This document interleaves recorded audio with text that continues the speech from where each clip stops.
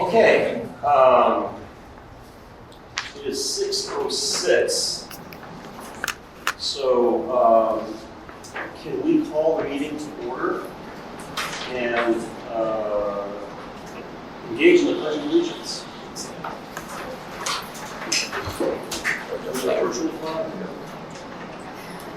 I pledge allegiance to the flag of the United States of America and to the republic for which it stands, one nation, under God, indivisible, with liberty and justice for all. Okay, can we get a roll call, please? Committee Member Hall. Present. Committee Member Snell. Here. Committee Member Zernitskaya. Here. Vice Chair Bush. Here. And Chair Gergel. Here. Now we have a quorum. Excellent. First item, we received a request to move item 6 up the agenda because the public works representatives are basically due to an airport commission meeting this evening. And so they're basically item number 6. It looks like ideally we can move them and back to item number 2. So I would like to propose that agenda management item. I'll second that. Sorry. Is there other paper agenda somewhere? Over there. Here. I have one here.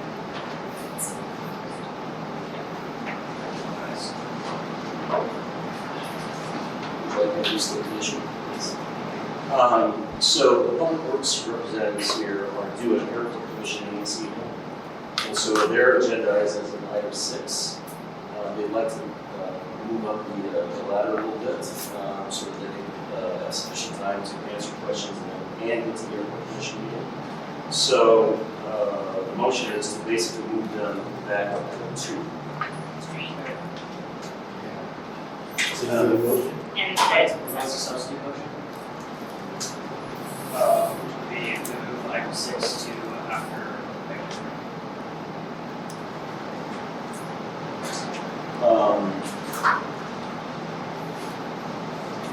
So why don't we move to vote on the first motion and then we can see what happens. Does the substitute motion get a second?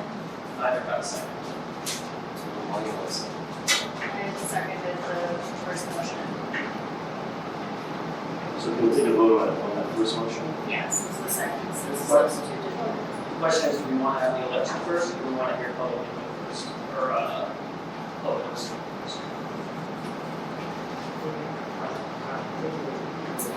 Yeah, I So one Look, goes with the let's just take the vote and then we'll go from there. So, can we have a roll call, please? And is this the substitute motion to hear? No, this is the motion to move the agenda item 6 back to agenda item 2. Okay. Okay, Committee Member Hall. Is it a primary motion? Yes. No. Committee Member Snell. No. Committee Member Zernitskaya. Yes.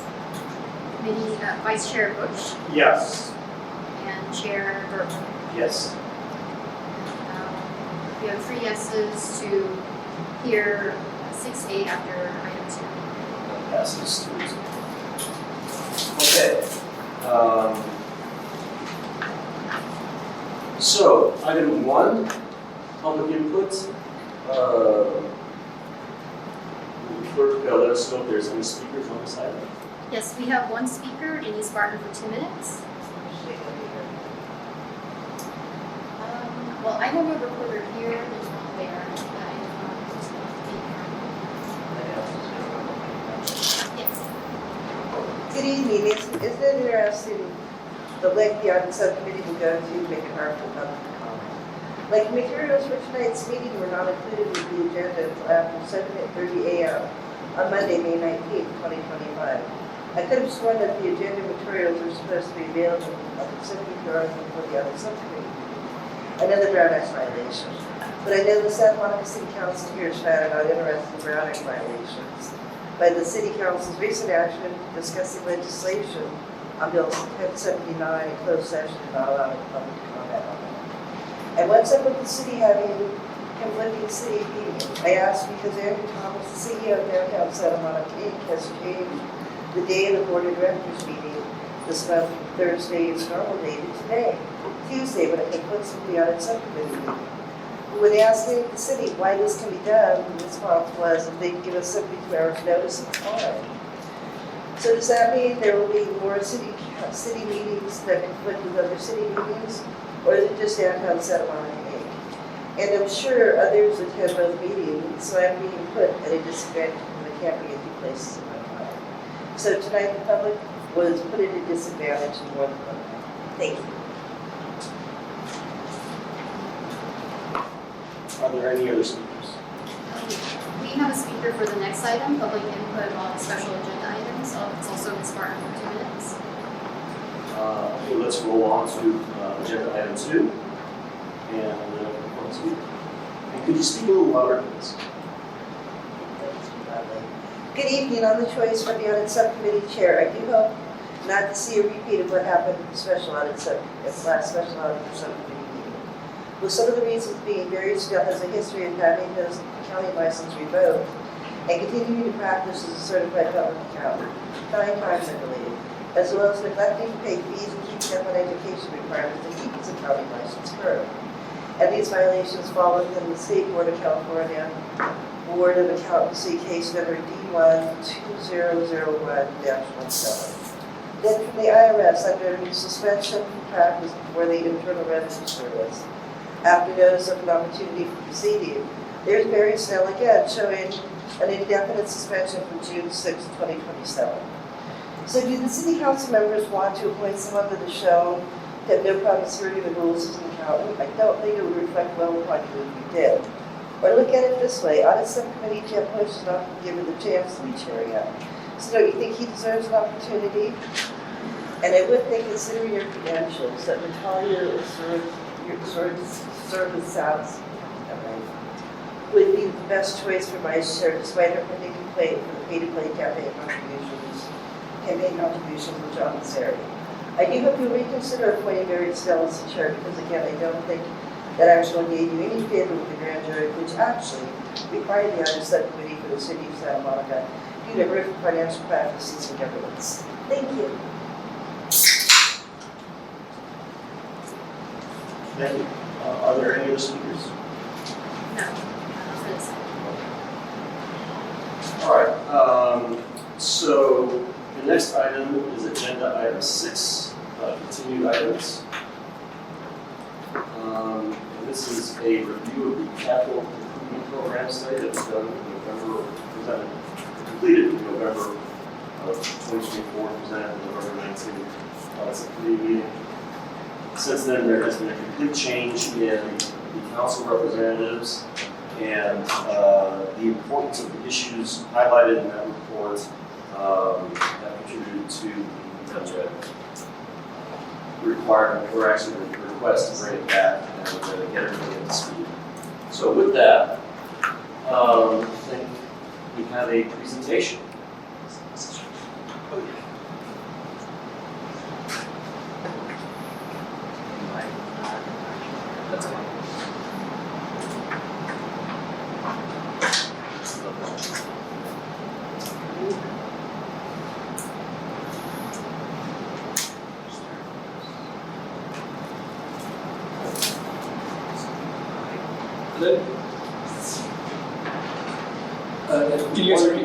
One point I'd like to make is that included in the agenda packet was staff's response to questions provided. So after the presentation, or in the discussion of questions of staff, those whatever issues are relevant will be discussed in that line. Okay, can you guys hear me? A little louder. Check. Check. Yeah, there you go. All right, good afternoon. It's great to be in Santa Monica. The weather is always beautiful. Can't believe it's already the end of 2024. Can't wait to see what 2025 has in store for us. Just kidding. This is a presentation that we conducted in November 2024. We're recapping it. I'll go high level. if you guys want me to dive in anywhere in particular, let me know. If you guys were requesting it because we have a few new teammates on the council, and however I can best assist you guys, just let me know. All right. So in summer, or quick introduction, my name is Steve Buchanan, the construction advisory team at Moss Adams. We do a ton of contract audits, a lot of process reviews for owners and contractors. We do dashboard reporting, contract consultation. So that's our entire team is dedicated to these types of services, supporting kind of Colleen and Chelsea within their internal audit practice. For this particular scope board, we did a capital program best practices and effectiveness study. The goal of it was to assess the current state and then identify opportunities for improvement to align with best practices and areas that we see other organizations deploy. Areas included long-term capital planning, capital budgeting, financial management, project execution, and deferred maintenance.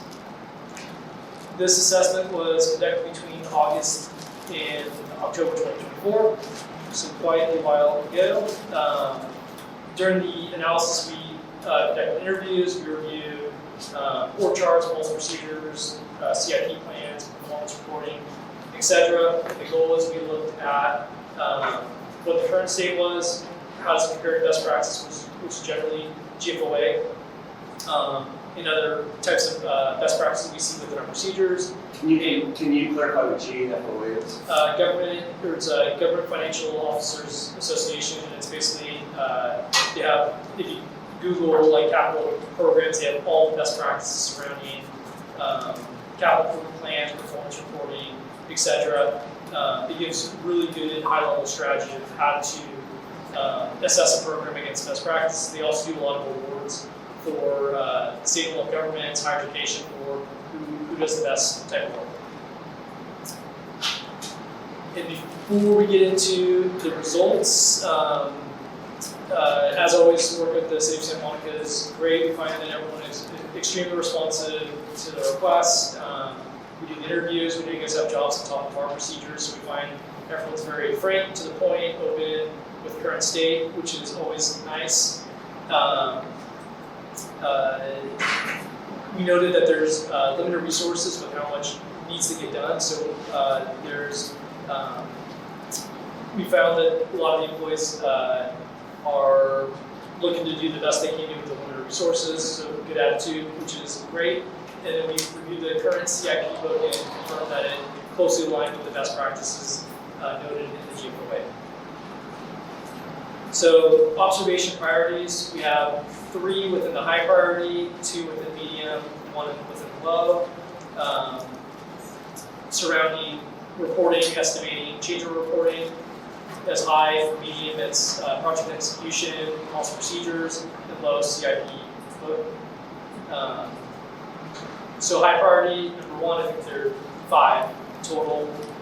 You guys don't have a technology solution to report your capital program against the budget. So we recommend that you formalize a tracking methodology. You set up a regular cadence of reporting your capital projects, preferably monthly, quarterly, or even semi-annually. You find whenever you have hundreds of millions of dollars worth of projects going through, having best practice KPIs such as budget, forecast, commitments, stage, expenditure, etc., allows you to evaluate projects that may have issues so that you're able to proactively address and mitigate those risks.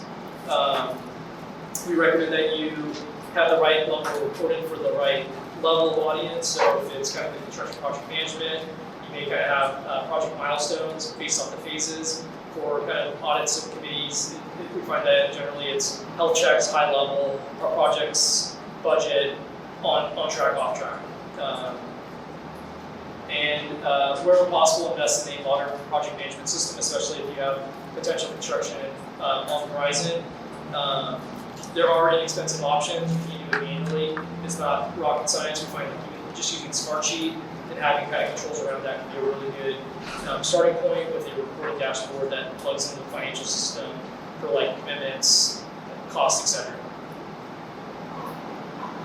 project application and prioritization. So this is kind of your CIP process. We noted that there's a lot of workload that's within your current process. People will perform the estimating for all possible projects, and then that kind of formalizes the CIP prioritization process.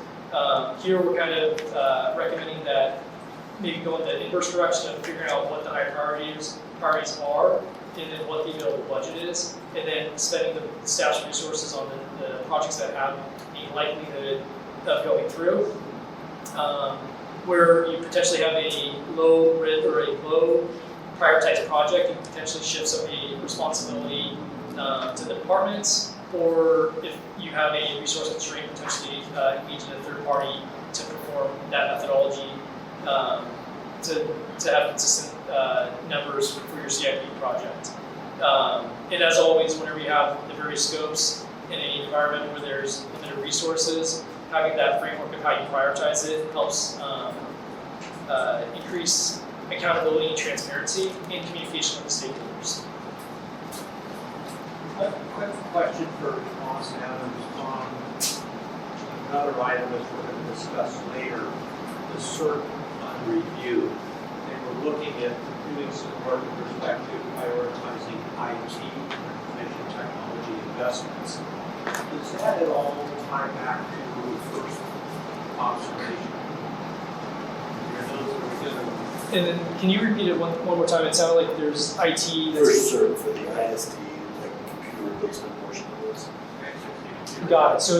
So the first one is regarding technology solutions. Right, here you seem to be saying we need a formalized project tracking methodology, which I'm assuming is an IT requirement.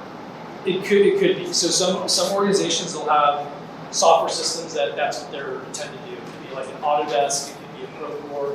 They're generally pretty expensive. We do find just the good old-fashioned Excel workbooks can work, just making sure that you have the budget forecast, commitments, expenditures, etc. There are obviously risks with that, just very manual effort. We also find just using like a Smartsheet is an effective deployment to get the spreadsheets to the appropriate project managers or appropriate senior level parties where they can input key project data to kind of transparently report where the projects are at. So budget, forecast, change orders, etc. Okay, and I would just ask, Questions? okay, thank you. Yeah, if you can just finish your presentation like that. Okay, cool. So I think 1 and 2 could potentially be tied. It's like, it could be a part of that IT upgrade, but doesn't necessarily have to be. Okay. Number 3, change order reporting. Change orders are a high risk for every construction program, so we like a specific call out within dashboard reporting on change orders per project and potential change orders per project. Also summarized, so you're able to see that if your change orders are in excess of 7, 8, 10%, is there a potential issue within kind of the designing process of it, for example. So change orders are going to happen on projects, but having a good understanding of the root cause is great to make sure that there's not a gap in the process that could have avoided the change orders within the program.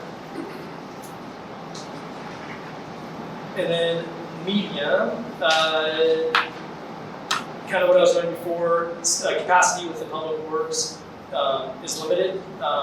There's a lot more deferred maintenance and type of projects that are tying them up. So just making sure that you have good policy procedures to ensure consistent operations, and then look for opportunities to streamline it so that you can maximize the resources and kind of using them for the best and highest use. And then for low priority, we had minimal to no observations on the CIP book, so great job on that. I think when we did our review, there were minimal to no recommendations in terms of how you guys reported against best practices. Any questions? Next. Are there questions? Okay, so can you go back to your first slide? First, the high priority, yeah, no, sorry, this one. No? Yes. So this is what you're recommending. So what does that mean as far as what is actually happening today? If this is what you're recommending, these are your observations. Yeah, so based off memory, I don't think we saw any performance reporting being conducted at a consolidated level. I think it was performed, it could be conformed on an ad hoc basis, saying, hey, how's that project going? They can kind of roll it up. But we're recommending that on a consistent basis, at minimum quarterly, because I think if that allows you an opportunity to react to it. Anything beyond that, the problem's already occurred. So one of the points that came out in the answers to the questions that had been submitted to the city was that there seems to be a lot of confusion on the part of the public works staff about these points relating to a public portal versus what we're talking about here is internal management reporting, so that the city's management and the city council can keep track of what's happening financially with these projects. Correct. Right. So none of this is about an ability to report to the public. All of this is about the internal ability to properly manage the financial performance of these capital projects. Correct. It could be both, though. So I think in both cases there's more information I think that we recommend internally. So like the public doesn't need to know every milestone within the planning stage. Correct. However, they still probably want to know if it's on schedule at a reported level. So we always recommend that you right-size the data for the audience. But I do think there's a lot of benefits of having super high-level data for potentially council or external stakeholders, so expectations are getting met. So in your report, you stated that the last year-end status update had been submitted in January of 2018. And you also stated that Monsanto's requested project reporting documentation for projects that you selected, and no reporting that included cost activity for the year and itemized budget approvals was available. So would you say that, how widespread is that condition, do you think, in the way these projects are being managed? So I may defer to the city. I don't think there's a consistent regular reporting of CIP projects beyond, in a consolidated manner, beyond like ad hoc requests and analysis. But I'll defer to the city if they're.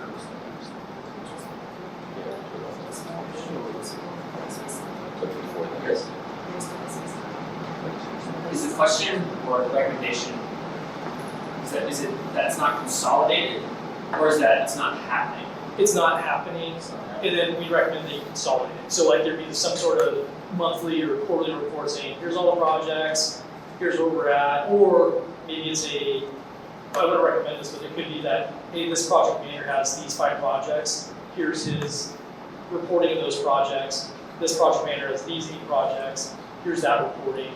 We recommend that you get it all on one spreadsheet so that you can come up with conditionals or health checks to say where do we want to focus our time on. So that makes sounds like it's a consolidation issue. Because when I ask for updates on capital improvement projects, I get updates. So I think that it's happening. It's just we're not seeing a holistic, consolidated view. Yeah, and for your question for the city, do you guys generate those reports monthly, quarterly, or just as requested?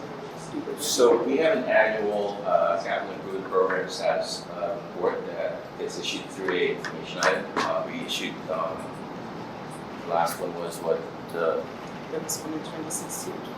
the last one that we issued was this year. This year, yes. We, on the exact, we issued a capital improvement program status update, and certainly for some reason that was paused since 2018, and it might have been because of COVID.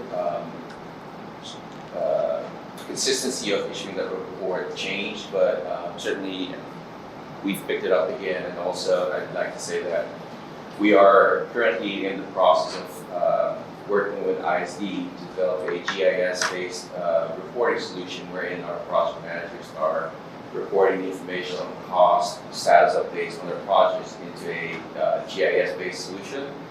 The first phase is going to be an internal document that we are going to use, but the next phase is going to be for there to be a public interface so that the public has access to some high-level information, like status update, percentage complete, things of that nature. So I'm still confused.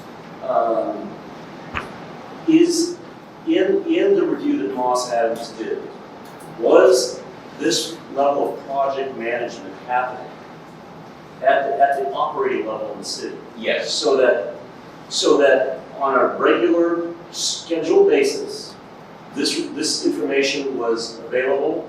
You had budgets, you had signed off budgets, you had costs, you had cost, actual cost to date, estimates to complete, and basically a projection of whether or not you were tracking over or under budget. That existed Yes. during the, this is a question from Moss Adams. In your review, was that available and was that in evidence? We did not see it to that extent where it included budget, forecast, change orders, commitments, activity, inception to date. We didn't see that type of level of reporting. Okay, so what did you see? I have to go back, to be honest, but I didn't see anything that was close to that. As we noted, if it's there, we could have updated it. But So this is more than just a consolidation issue. This is an availability of data, on a project level basis. So, and the other question is, in the absence, I understand that, new systems improvements are basically underway, but in the frame of time between now and then being when they come online, how is the city managing? How is the city making sure that all of this, if Dan picked up the phone and said, I want the latest on all of the capital projects that we're dealing with, right?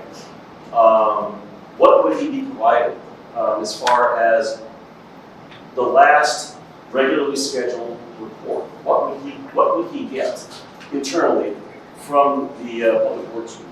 So over the years, Public Works in managing projects has gone through a number of technologies.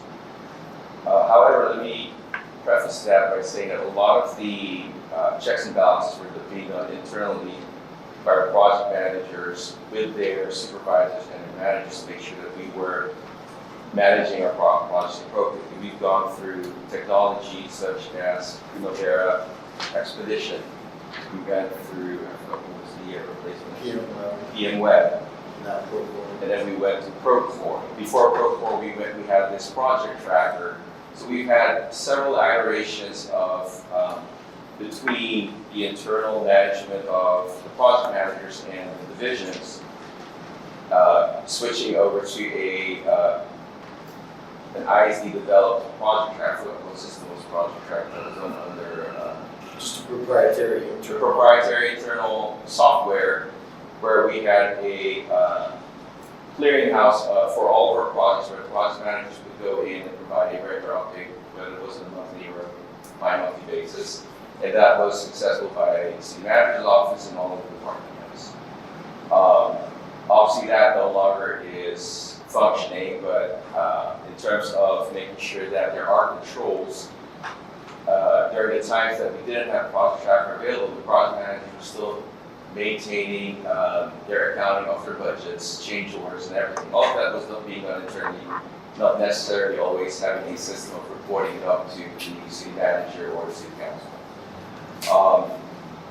So moving forward, right now, without the project tracker being available, we have moved into posture of creating a GIS-based system, which basically is similar to Project Tracker, but a little bit more advanced, which allows us to provide updated costing information, and I believe it's going to be compatible with our ERP system, Tyler Munis, and that's currently in the works, being tested by project managers, and like I said, we will roll it out as an internal system first, and once all the kinks are worked out, there will be a public-facing interface. It's absolutely a matter of consolidation.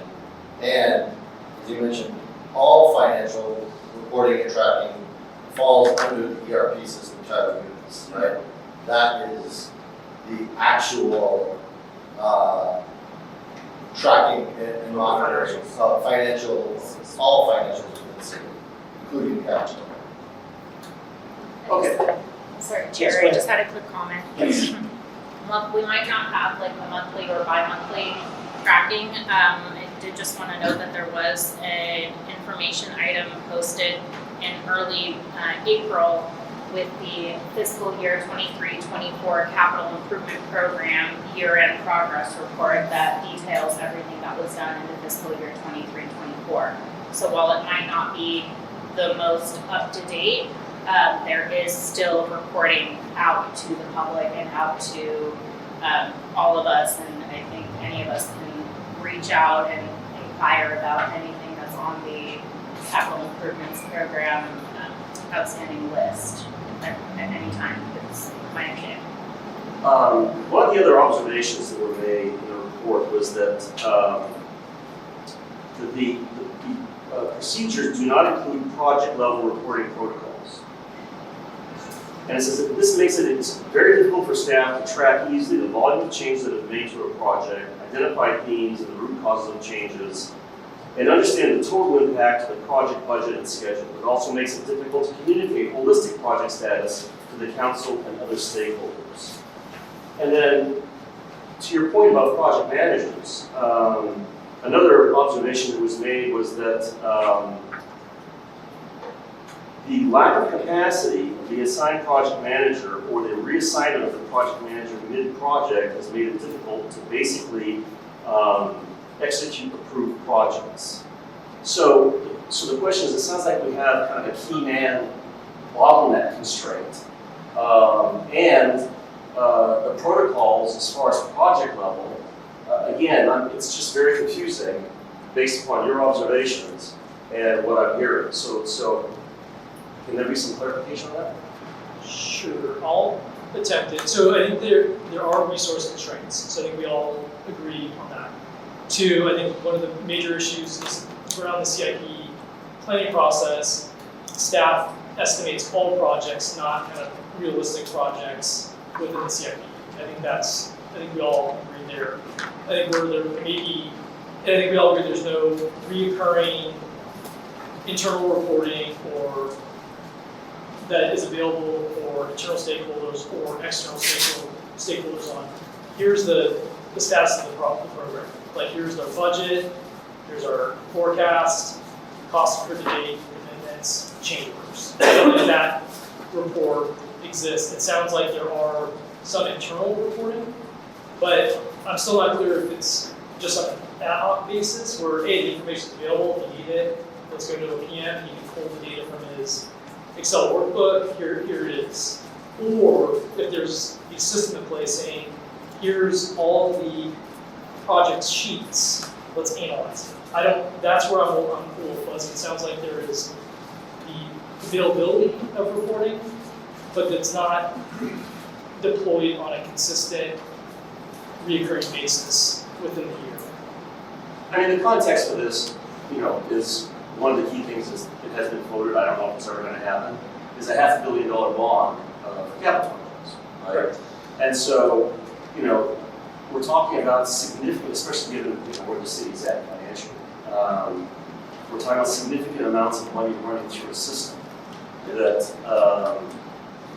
seems to be relying on catalog processes. That's the concern. I think we've had it for a lot of that before, but I don't want to take up everybody's time. But that still, at this point, seems to be a key concern. I'd like to get to one question I had that was in the questions was the operating expenses that are going to be generated by a new capital project. Like for example, in that almost $500 million potential bond, there was $204 million of parks. Now parks are, the last I understood, it was a challenge to maintain the existing parks that we had. So the question is, number one, did you in your analysis actually see cost estimates that were attached to the projects? And if not, is the city, has there been any discussion of the city to basically, when they put together the information for the council, where they list all of the projects, to put next to those projects what the estimated annual operating cost is going to be if they actually execute that project? Because given where we're at, to spend millions and millions of dollars on a capital project, and then once it's complete, saying, oh, we don't have any money to actually maintain this, could be a very bad situation. So as part of the CIP budget development, our application process requires for departments to indicate what maintenance costs there are going to be, ongoing costs. So that information is in every application. Now, when we determine what projects are going to be funded, I make sure that the money is put into our forecast so that I can account for the ongoing impact of that to the operation. So we do calculate that, we keep record of that, and we have a system, the application system, where we store all that information. So we do consider. So when I see your general fund projections, right? Deficit, surplus, all that stuff. That includes all of the existing capital projects. And any future projects that have been approved. That have been approved. That have been approved. But when we look at the unfunded list, right, and everyone is trying to figure out, it's kind of a wish list, and they're trying to figure out, what should we prioritize? Where is anybody given the information to say, if you approve these, for each project on this list, this is the expense that you're going to now incur annually to maintain this project? We do, if we are at a place where we can fund projects. Right now, we haven't funded any projects for a long time. We've been focused on maintenance projects, which are not any new projects. But if we were to introduce and propose a new project to council, we would show the operating costs. Because I have to account for those in the forecast. So yeah, we would. Okay, I seem to have monopolized. Are there any other questions on this? Yes. Just a couple of questions. Tanya, is the report that you were referencing, the April report, does that respond to the other comments? In other words, does it have the projected costs, the actual costs? Does it have the information that Los Angeles was suggesting as part of the I'm not, I don't think I'm clear on the question, but to answer, just what is on the report, it has the project title, number, target completion date, and description. It has the budget to date, the revised budget, how much was spent in the fiscal year 23-24, and how many funds are still remaining available.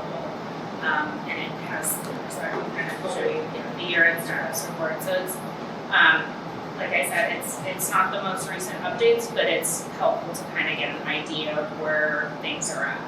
Does it show the original budget and the variance in the original budget? It has revised budget. That's But basically I would forecast. defer to our director of finance on that. If the total project budget to date is the forecast, yeah. It's a revised budget. It's the, The actual what was total. remaining and rolled over, what has not been spent yet. So it is the original project budget. It's just the remaining. It's the remaining amount each year. Okay. So yeah, but you can easily identify what the total project. We could add that. Yeah, right now, what it lists is the amount that was carried forward Mhm. to continue to spend on that project. Okay. And how much they spent on that, and the balance. Is it? The project. Got it. That's very small budget. So, but it's in there, actually, we have a column, the total project budget, hold on, To date. and then to date, and then the revised budget, which is the rollover, and then what was encumbered and committed for that particular year. So it is in there? So this It's is in in there. there, in the first So is the column. revised First budget column. ever compared to the original budget? So when, Nothing has been spent. I guess the definition here in the way that we present these reports, revised budget means after, and this is involved, it ties in more to the way we do our budget in terms of the beginning of the budget year in July, we have an adopted budget. Any revisions, whether it's operating or capital revisions, becomes your revised budget. So while the terminology here says revised budget, it could be that's the original budget without any revisions. It's just the way that we label our budget. So does that report address the deficiencies that Los Angeles articulated? That's what I'm- So I kind of roughly heard it. I didn't hear original budget. It's in there. It's in there. So you have the original budget, you have updated budget, Updated budget, spent, forecast, no, what has been spent and the remaining budget. because forecast and budget can be different. So we would Yeah, recommend. you've got expenditures, actuals and expenditures, expenditures and commitments, and then funds available. And this was generated from when? April. Okay. For the closing of the previous fiscal year. So I only see revised budget, I don't see original budget. That's the first one, and then the revised budget. The revised budget is that was also in previous. But any budget change would go through a budget action Okay. in a budget book. Other than that, you're spending the approved council budget. So any Is that changes, approved council budget on And a that's- fiscal year basis or on total project Okay. basis? Total project. When we go to So council basically, to you- award a this contract, last one in 2016, it's based we on revised it, the and this total is the project. this one for 24, And the variances 23, and 24, forecast updates on a total We project got into basis, that yet, yes. even if it straddles different fiscal years. So just from a quick glance, real-time auditing, because we're machine auditors at Mossad. We like schedule on there, project stage. You guys had expenditures and commitments in one, we like separating those out separately, because Okay. what's committed versus expended. Okay. Commitment plus expenditure doesn't equal percent complete, so you want those split out. Forecasts can sometimes be different than budget, so understanding the contingency within the budget is good. And then understanding change orders on a project, I think is a fabulous number, because you can see if a project's, and I'm happy to jump on a call with you guys anytime. Change orders to a project budget. To a project, so it'd be like the contractor change orders, designer change orders, Within a project budget, or are you talking about within the actual. exceeding contingencies, right? I- Because I- every project has a contingency. I mean, all. So if a contractor's contract went up 12%, for example, Right. that might be of interest to internal, like certain team members saying, okay, why did we go 12? Was it, did we miss some scope, or Right. did we do something wrong with the design phase? So, yeah, I'm happy to jump on a call and give you my thoughts. I mean, I'm you not know, sure. if the reporting get locked down to the point where the contingency is not needed, that's money that goes back to the general fund, it goes back to, the enterprise fund, it goes back to wherever, and it's money that, can be used somewhere else, so that's why, this is important. So one last question, so, for me, and that is, so the latest report was in April? When's the next report? And what's the schedule for report? I'm sorry, but We always do. The report's supposed to be done annually. We were a bit delayed in issuing the report for the last year. So the next report would be issued, by January of 26? 26 for fiscal year closing out 24-25. So there's no intra-year reporting that you've currently got scheduled to inform the council on financial plans? Public Excuse me? Public facing. No, I'm not talking about public facing, I'm talking about internal. But they're talking. I am only concerned with internal at this point, so that the city and its operating staff can given the financial challenges the city has, that it basically is maximizing the utility of every dollar that it's spending, right? The public-facing thing is nice, and I look forward to seeing some of that stuff, but right now, all of this is focused on internal controls, internal reporting, and so that everybody has a very clear idea as to exactly where each project stands, and is the project green, yellow, or red, right?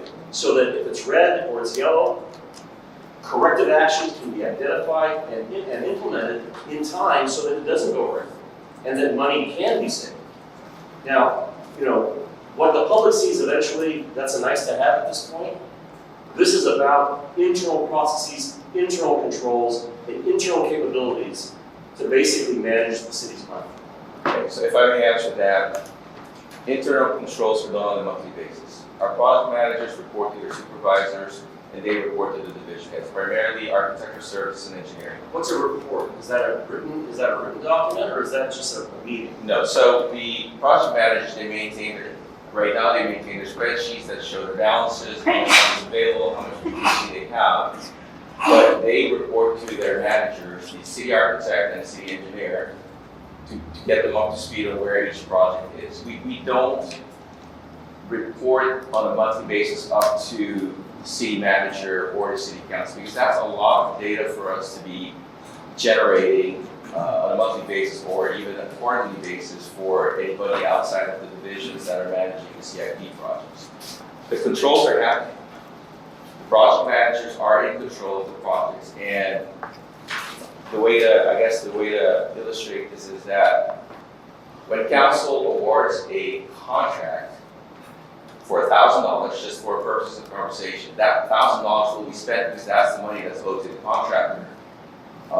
For us to report on a monthly basis how much of the $1,000 has been spent and filter that all the way up to council, that's a lot of information for us to do on, 200 projects across the city? And that's why the idea is that this annual report that tells council and the public where we are on projects that with very high level information is viable. If we were to do that on a bi-monthly basis or a quarterly basis or semi-annually basis, that's a lot of information to. Yeah, we have to understand that sometimes construction projects within a month, you might not see a whole lot of movement, or you might not see the increase in money spent go from 30% to 32%, and I don't know how much value that holds for somebody outside of architecture or engineering. It's important for the managers to understand how quickly the project is progressing, but I don't know if there's a whole lot of value for that to be reported out to the department head or to be reported out to council or the city manager's office. What's important for us to report out to council, for instance, is if we are exceeding our budget that was approved by council, if council told us, okay, you can use $1,000 for your contract, you should owe that to your contract, and here's an extra $100 for unforeseen conditions, by all means, our project managers have to hold that. It is very rare that we will go to council and say, look, you authorize us to spend $1,100, but we need an extra $100. It happens, but very rare.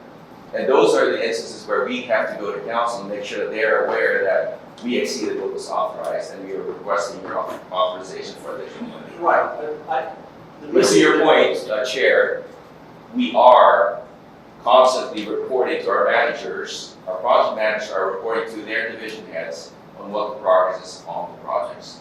And I meet with the managers on a monthly basis for me to understand how far the progress is for each project. I'm sorry. So, just a quick follow-up on this. The missing piece here, right? I completely agree with you that lifting up and reporting on actual money spent to the council or to the city manager is probably not a use of resources. Absolutely. What I'm talking about is you have a locked budget, and then you have expenditures to date, then you have an estimate to complete, and the summation of those two is your new forecast. That's the number that needs to be going up to the management. So basically, that's the way overruns are going to be identified before you have to go to council and say, hey, you know what, I need more money. Because all of a sudden, that's how you track and say, wait, this is tracking yellow. Because if I add my expenditures to date and I add my estimate to complete, that's more than my budget. We need to figure out what's happening with this. That's the critical information, and that's the critical number that basically needs to be maintained on a project basis and then comprise the roll-up and the consolidation or whatever. And so that's why I completely agree with you that saying, we spent an extra, $1 million this month, who cares? The point is, it's the $1 million plus the forecasted estimate to complete on each project that rolls up. That's the number compared to the original budget or the approved budget that people need to be focused on. Because that's what is going to basically give everybody a heads up as to how are we tracking. That's right. And I think our recommendation number one is the technology to support you guys. Because if you have 200 projects, collecting that data on an ad hoc basis is not efficient for your time. So if you have a technology solution or a methodology to collect the data consistently, let's say quarterly, for example, then that allows you to focus your time where you need to. So I think that's what the intent of the recommendation number one is right now it could be automated or improved from technology so that you guys are able to not spend 200 touching points collecting it. It's there and automated as far as you can, and then you can focus in on it and there's a problem there. So that's the true intent of it. It's how to make if you're resource constrained, how do we get you guys in a spot that you guys can spend your time efficiently to help with that kind of resource constraint issue? So I'll say the box for number 1 will be checked off in the next few months. Chair, I just wanted Yes, to bring your yes, attention. please, I go just ahead. wanted to bring your attention to the time because it's 6:56 Yes, I know, we need and I to know pause. they I need agree. to. I Yes, agree. thank you. I just have 2 quick comments. And I just want to make sure I understood the discussion we had a few minutes ago. Does the report that was issued in April encompass most, or perhaps not all, but most of the items that Moss Adams said should be tracked in the report? I would say it's a good start, but I will have a lot of opinions. So like I can go, I'm happy to connect anytime, but I'd recommend just kind of the KPIs, and you guys may or may glance at for like 30 seconds. Original budget, revised budget, forecast, changes to like the construction, architect design, contracts, commitments, expenditures, status, and kind of a narrative report around. So if what you showed me kind of encompasses those, then check. If they don't, or have kind of purged data, that'd be our recommendation, is split it out. And all that data is on GFOA, so it's like you can just pull it, best practice, and you can just check box it. That's all we would be doing. So And all of that information is in Tyler News. My last comment on that, Every someone day. at a later date send us a communication or briefing, whatever, that just identifies what data is not being collected that Moss Adams believes should be. Is Moss Adams going to be updating this project to see how, the recommendations are being progressed? It's totally up to you guys. My recommendation would be we help you figure out how to make it go faster. I think we can assess it, and I think it's obviously good, but I think if there's a way we can, I'll defer to Colleen, but if there's a way we can help you guys say, here's how you go faster, I think that would be pretty good. But Yeah, so staff provides their updates to the recommendation tracking on a quarterly basis. If the subcommittee is interested, we can come back and do a follow-up assessment. We haven't done very much of that for you all in recent years because our budget's been pretty limited. And so we've been really focused on doing big projects, but if the subcommittee is interested, I would suggest that would be 2 to 3 years after the original study so that you have some real progress to measure and quantify. yeah, and we have automation teams, so if like the data exists someplace, we can figure out, and it's pretty inexpensive, ways to get data consolidated as fast as possible. So you don't need the $100,000 million software program. There's ways you can get the data real time or close to real time, cost efficiently, resource minimally. And I think that's the ones we can deploy because we do both assessing and reporting. But I think you guys are off to a really good start, and however we can support you guys making it less resources on it, I think that'd be the most helpful for you all. Okay, are there any other questions? All right,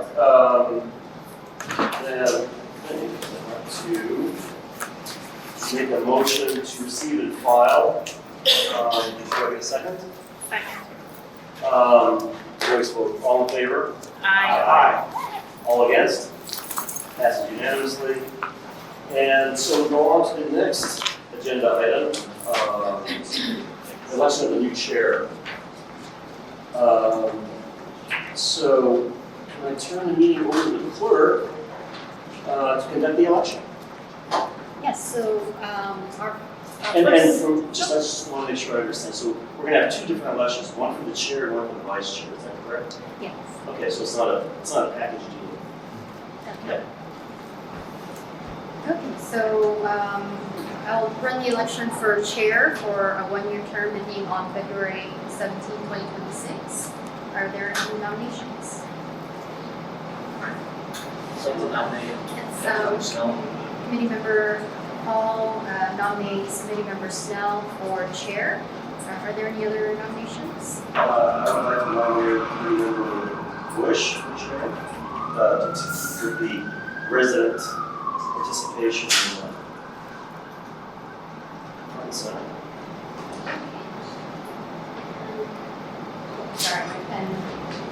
Oh, thank you. Okay, so are there any other nominations? Right now we have committee member Snell and vice chair Bush. And if there are none, I can do a roll call vote, and if you can let us know who you would like to vote for. So I'll start with committee member Hall Snell. and committee member Snell. Snell. Committee member Zernitzaka, Snell. vice chair Bush, Bush. and chair Burke. Bush. So we have 3 for committee member Snell, who will be our chair for the next year. So congratulations. And then I'll turn the meeting over to our new chair. So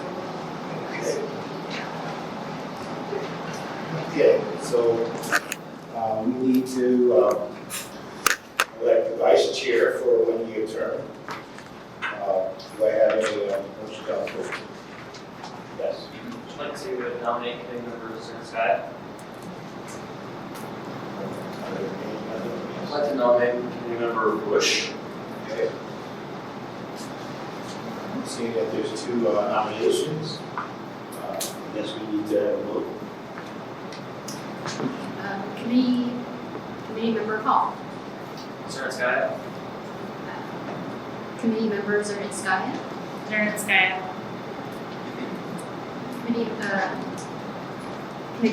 vice chair Bush, Bush. and committee member Burke. Bush. Did I get everybody? Any other questions? I'm sorry. Oh, and Chair Snell. Sorry about that. I vote for Councilman Zai. Okay, so then that is 3 for committee members Zernitskaya, who will be our vice chair for the next year. Thank you. Congratulations. Congratulations. Thank you. Thank you. We'll move on to consent calendar. Are there any items on consent that, for the February 27th meeting? Can I get a motion for that? I have a comment on You have a comment? Okay. Are we addressing, I'm sorry, minutes? Sure. Good. Getting a lot of feedback from outside, but there's a reference to, on the minutes, something with the dispatch, item 7B. This is item 7B in the minutes, which not in the agenda. The minutes that he's asking. Right, is there a date on those minutes? February 27th, 2025. So basically, pointing to item 7B there, I just wanted to call that out. It's a request for staff to provide an update on call processing times. This is something we went into in great detail several meetings ago, and we have not yet received that update. So, which is fine. I just want to make sure we don't lose track of it. And that we get that here in the next meeting or as soon as possible. So yeah, that's in the minutes. Would you like to say a motion? Well, let me ask the chair, what would you like me to do? I think you should make a motion on it if that would be possible with it. Okay, all right, so then I would like to make a motion that we request the staff to provide a status of the update on the call processing times and the implementation of the text message system and the coverage of calls. And this all pertains back to the joint dispatch efficiency study, which was presented back in August 20. August 20? Sorry, 24. Sorry, point of order. The agenda item that we're discussing right now is approval of the minutes. I'm not sure your motion is in order. Yes, I would agree. I think if you want to bring up this item at the end of the meeting for the discussion. It's not agenda. Yeah, this is not been agendized for this meeting. All right, but for the chair. Yeah, it has been agendized, so we can go ahead and make a motion to the city to be able to take a look and to agendize in our quarterly meeting. I'd like to move that we approve the minutes as submitted for February 27th, 2025. Do I have a second? Second. Can we get a vote? Committee Member Bush, Yes. Committee Member Hall, Yes. Committee Member Virgo, Yes. Vice Chair Zunarskaya, Yes. and Chair Snell. Yes. Motion passes. Okay, let's move on to item number 5, public input and agenda items. Are there any other comments? Clerk? Yes, we have one speaker, Ms. Barton, for 2 minutes on item 7B. So we, Yes. okay. Good evening, on the cash handling and internal controls review. Despite the mayor and city council giving out proclamations to city departments for being so great, it's not what's reflected in the Los Angeles report. With comments and observations like the parking division, documenting evidence of preparations and additional approval of daily deposit slips are needed, or for the revenue division, implementing segregation of duties for the parking meter collection and revenue reporting process is needed, or for the financial operations division, timely preparation, review, and approval of monthly bank reconciliation is needed. Which would say that the DEI hiring the city is making in advance does not have the proper money management, accounting, or reporting skills for their positions.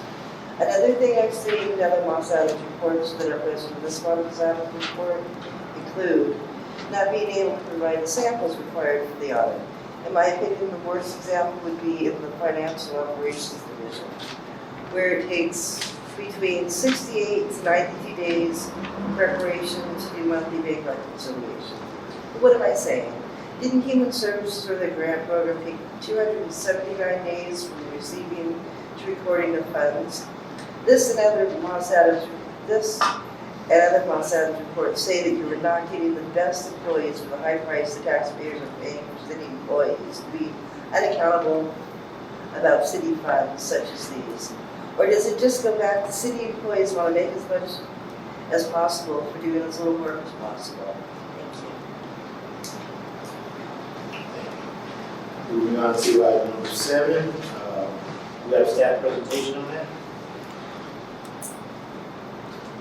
Yeah, Los Angeles. All right, good evening, everyone. Colleen Rosales from Los Angeles. Here to present a very short internal audit status report. We have 2 projects for this fiscal year. Both are complete. Any questions? Let's see, question. Can you, I can't see it. I can't see it either. Can you just summarize the process? Sure. So the first project was the capital program study that Steve just presented on. Right.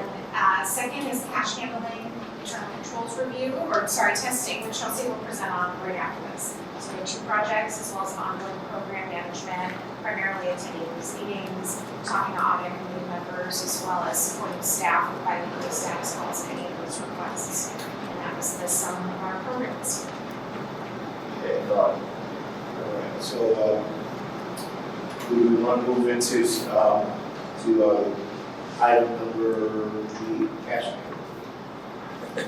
I think we Sure, needed a so- motion to receive this very brief report. I thought they would go after the cash in and do it together. I move to receive and file agenda item 7A, which is the internal audit Okay. status report for February 21st through May 13th, 2025. Do I second that? All in favor? Aye. Let's move on to the cash in and general control report.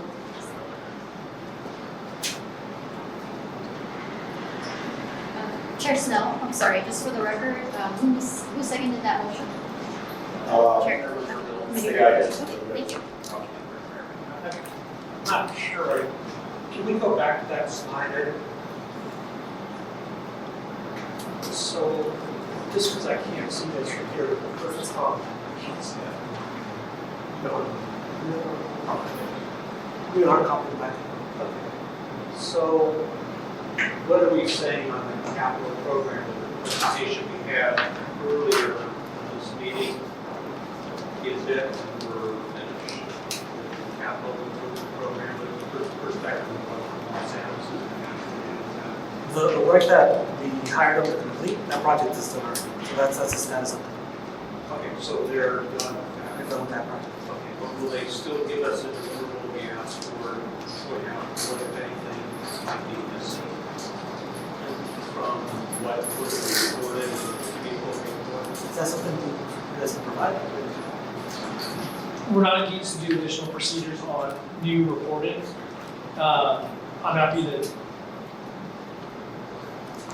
give feedback to staff. I think would be appropriate if you guys want to engage us for a really quick assessment, like a table, where I put the GFOA practices and line it up to your attributes, your testing attributes. That'd be a very quick project for us to do. So whatever you guys want us to do, or kind of look at the methodologies and then figure out how to optimize it, I think would be a fun project. If I can make a suggestion, we'll be talking about the next fiscal year's internal audit work plan and one of the next agenda item after Chelsea. And so this would be a great time to talk about whether we want to add any work around the capital program, how we want to manage the internal audit budget. That would be the best agenda item to have this discussion.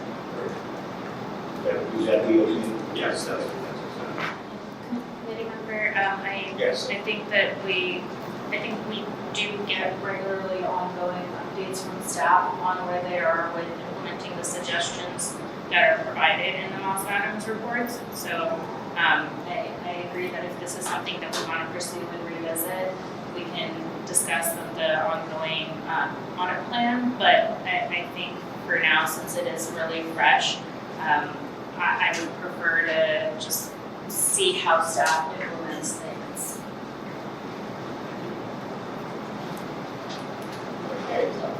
Chair. All right, well, thank you, committee members. Happy to be here tonight to talk about the cash handling and internal control review. I'm Chelsea Ritchie, and with Moss Adams, I'm really happy to be here. So, as we're kind of coming together with all of this, as mentioned, this was part of the fiscal year 24-25 internal audit program. And really, what was the goal of this assessment? It was to assess select cash handling internal controls, really trying to determine the adequacy of internal controls, and then obviously identify areas of improvement. Just a quick question. What magnitude of cash are we talking about? So, what's the total, just so that we have context for this report, unless I missed it. So what's the total annual cash volume the city's managing that goes through all of these controls? And if you know what the cash volumes are, cash transaction volumes are for the parking division, the Department of Transportation, and the revenue division, just so that we have context. Do you know what those are? I don't know what those are. I would defer to city staff to know if they have those appropriate numbers. I can tell you when we kind of go into the scope why we chose the departments that we chose, the reasoning. Right. I'm just trying to get a sense as to how big of an area are we discussing in this controls report? Do we know? Yeah, we'll find out. We'll find out later. Okay. Thank you. Would you like to keep going? Okay. No, this is good questions. So talking about the scope, we really were looking at functions specific to the Department of Transportation as well as the parking division that sits within DOT. You might ask, why is that? And the reason is there's a lot of cash handling going into that division. Think about, your big blue bus transits, the DOT transit store. Other things to think about within the parking division is all of the collections of payments for parking passes, parking citations. So also contracts with multiple third-party companies. So those were the reasons that this was really the focus of this audit, because there's a lot of internal controls and a lot of different cash handling that's going throughout the city. So within that division and department, we were really looking specifically at cash receipt and custody for collection sites. 6 collection sites were really heavily looked upon in this area. We also looked at cash deposits, bank reconciliations, as well as Tyler Munis cash transaction and the journal entry recordings that complement those transactions. So what exactly did we do to learn about those internal controls? A lot of things do go into this. I would say the number one thing though is interviews with employees that are involved within those cash functions. So we interviewed employees who were involved with cash handling, the recording of those cash transactions, as well as the preparation and approval of cash deposits and those bank reconciliations. Another thing that we always look at is we look at policies and procedures, seeing how the city is adhering to those policies and procedures. Anything relevant that will help us really gain a clear understanding of the internal controls in place in these areas. And then we perform walkthroughs. So, with internal controls that we do identify, we want to see that we can really pinpoint those internal controls happening, at that instance. And then what comes at the end of this, obviously the recommendations, and I trust that you've all read the reports. But I think it's really important to always remember that internal audit function is not only about recommendations and what the city can improve upon, but also what is the city doing well. And I think that there is some commendable operations that the city is currently doing. From our testing, we did see that there was timely collection of coins for parking meters, and that was really across the city in those 6 different sites that we looked at, as well as the timely recording of those journal entries. Timely collection of Big Blue Plus coins, deposits to the treasury unit, those were done timely, and then making sure as well that those journal entries were done, in accordance with policy. And then last but not least, looking at the reconciliation of Department of Transportation transit store transactions and making sure and looking and observing how those related to the supplement reports. And they were done timely as well, and they did have reviews, approvals, and so on and so forth. So very nice job to the city. So, I'm going to go back and forth. There's a lot to this report, and so I encourage, if you haven't had a chance to look at it, please do. I wanted to talk about really the main themes. What exactly did we see in this report? And then obviously we'll open up for questions. So parking division observations, a couple of things here, main themes: documenting evidence of preparation and approval of daily deposit slips. Looking at those daily deposit slips, we didn't see formal approvals. And I know that sounds, it can sound very stupid, but those are really important to show that those internal controls are working, and for an outside reviewer such as your internal auditor or external auditor to come in and look at that. Another thing I wanted to highlight, the policy that we received for this project said that there was, a limit of $300 that needed to be in the cash drawers. And actually, as of today, and I'm sure the city staff will also comment on this, it looks like we might not have received the most up-to-date policy. So our policy was from November of 2019. And it sounds like the policy has been updated since then. Correct. So the starting drawer amount will be 400. I think you didn't have the updated policy. Yes, November 2019 has 300 so far. So we have an updated policy, we changed from 300 to 400? $400 at the starting drawer. Yes. And so that's important to note, because if you do look at our testing for those times that we looked at, it was at $400, and that is what was in those drawers and was reconciled for the week that we looked at. So then going on to the Department of Transportation observations, so approximately 40% of our sampled packets, and they really have a lot of information connected with them, they didn't have evidence of signature of the cash deposit receipts to verify that the cash from the agent was received. And then, we kind of break this out a little further. I wanted to detail out. So one of the sample transit store packets, they didn't include a cash receipt inventory form at all. And then another one, they were unable, for our sample, they were unable to provide that packet. So, Can I just clarify there? So as a follow-up, we realized that the date that you didn't receive a packet for was City Hall closing day, so there was no transactions to be provided at that time.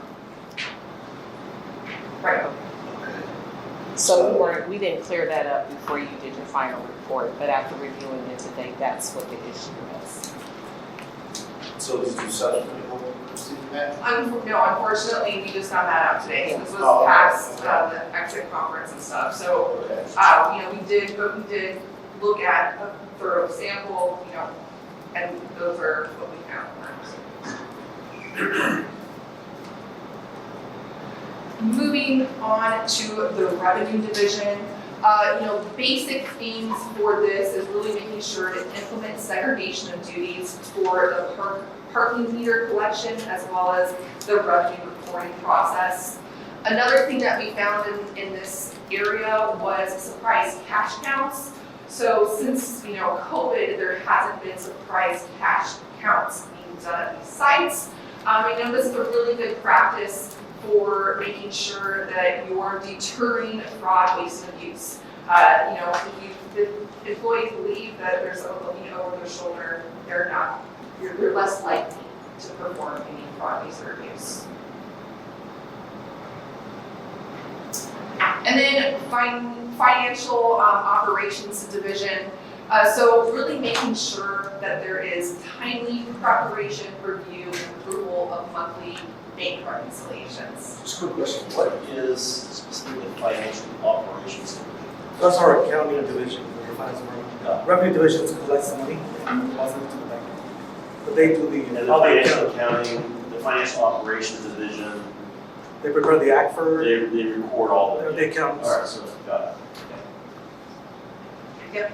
So, just making sure that there is that timely preparation of bank reconciliations. Obviously, I know that there's a lot of roles that this division plays currently, and having employees to make sure that they're able to do this in a quick and timely manner is, obviously sometimes an issue. With that, I will open up the floor to any questions. So, any questions from any committee member?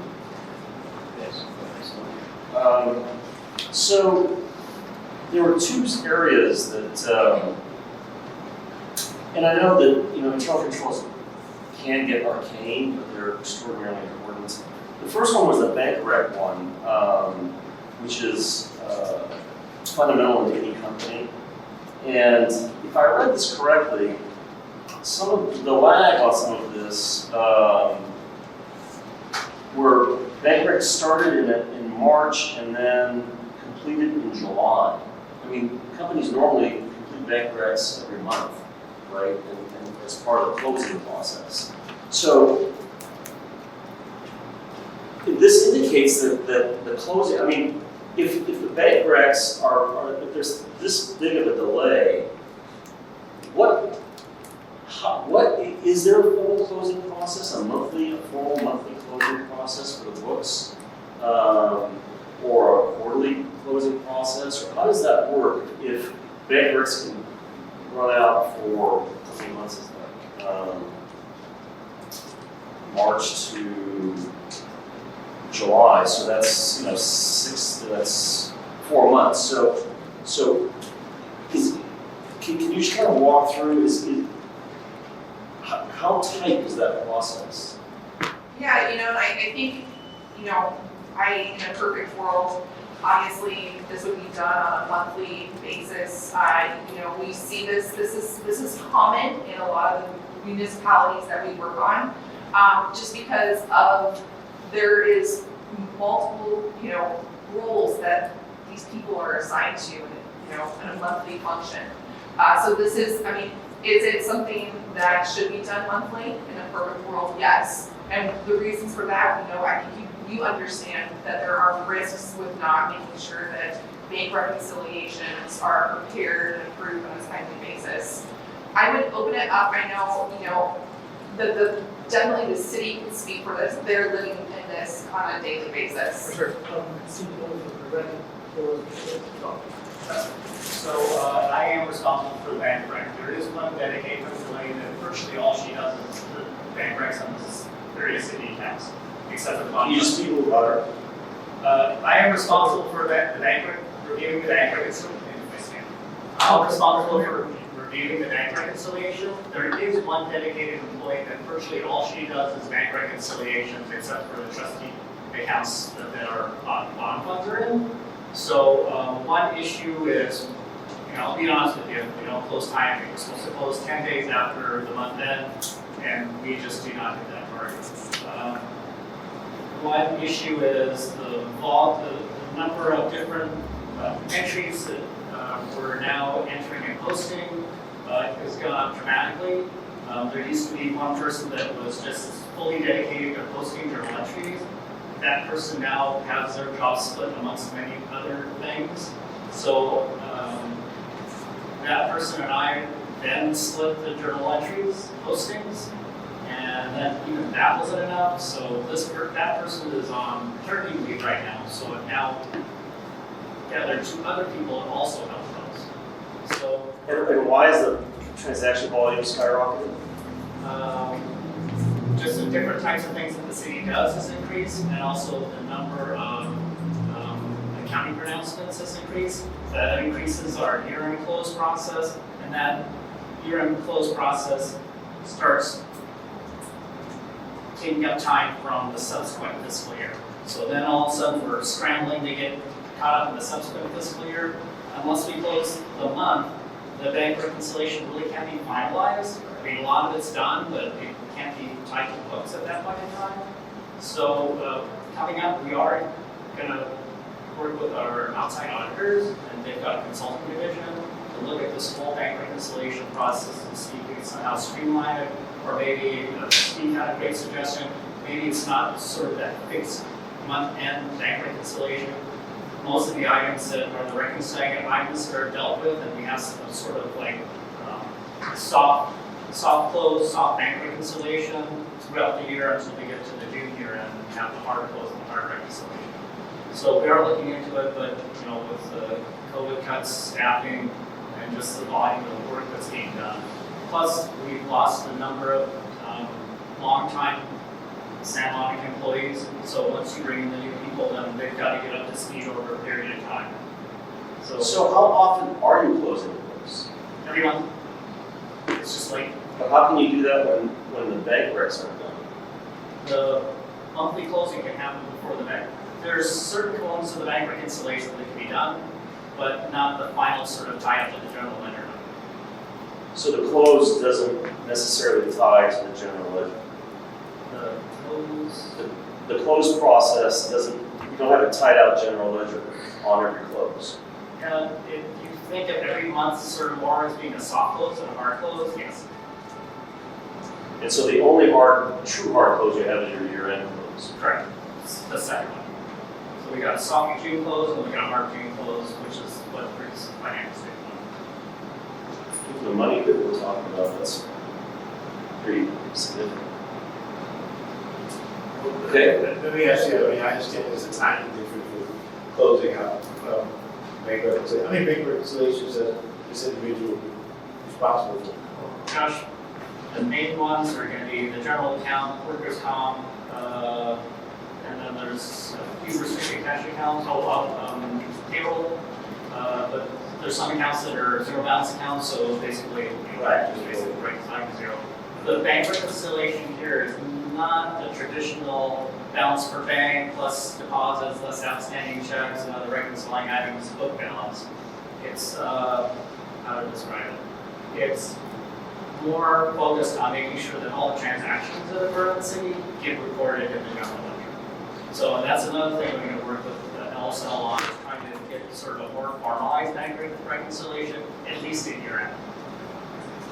Then a question for the auditor is, based on your testing, did you see any discrepancies based on the timing of when bank reconciliations are done?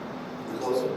So no, we were reviewing those, Right. so there was no discrepancies. Discrepancies. We know that in the reports. And then with respect to the testing of the parking revenues, do you have based on, do you know the amount of testing you do, what percentage of testing on parking dollars there? I do not know that. Okay. So our sampling was based off of the weeks of reconciliations and revenues collected, Right. not on a monetary value. Okay, well, based on, okay, so it was more, the internal controls were more procedural things than financial testing.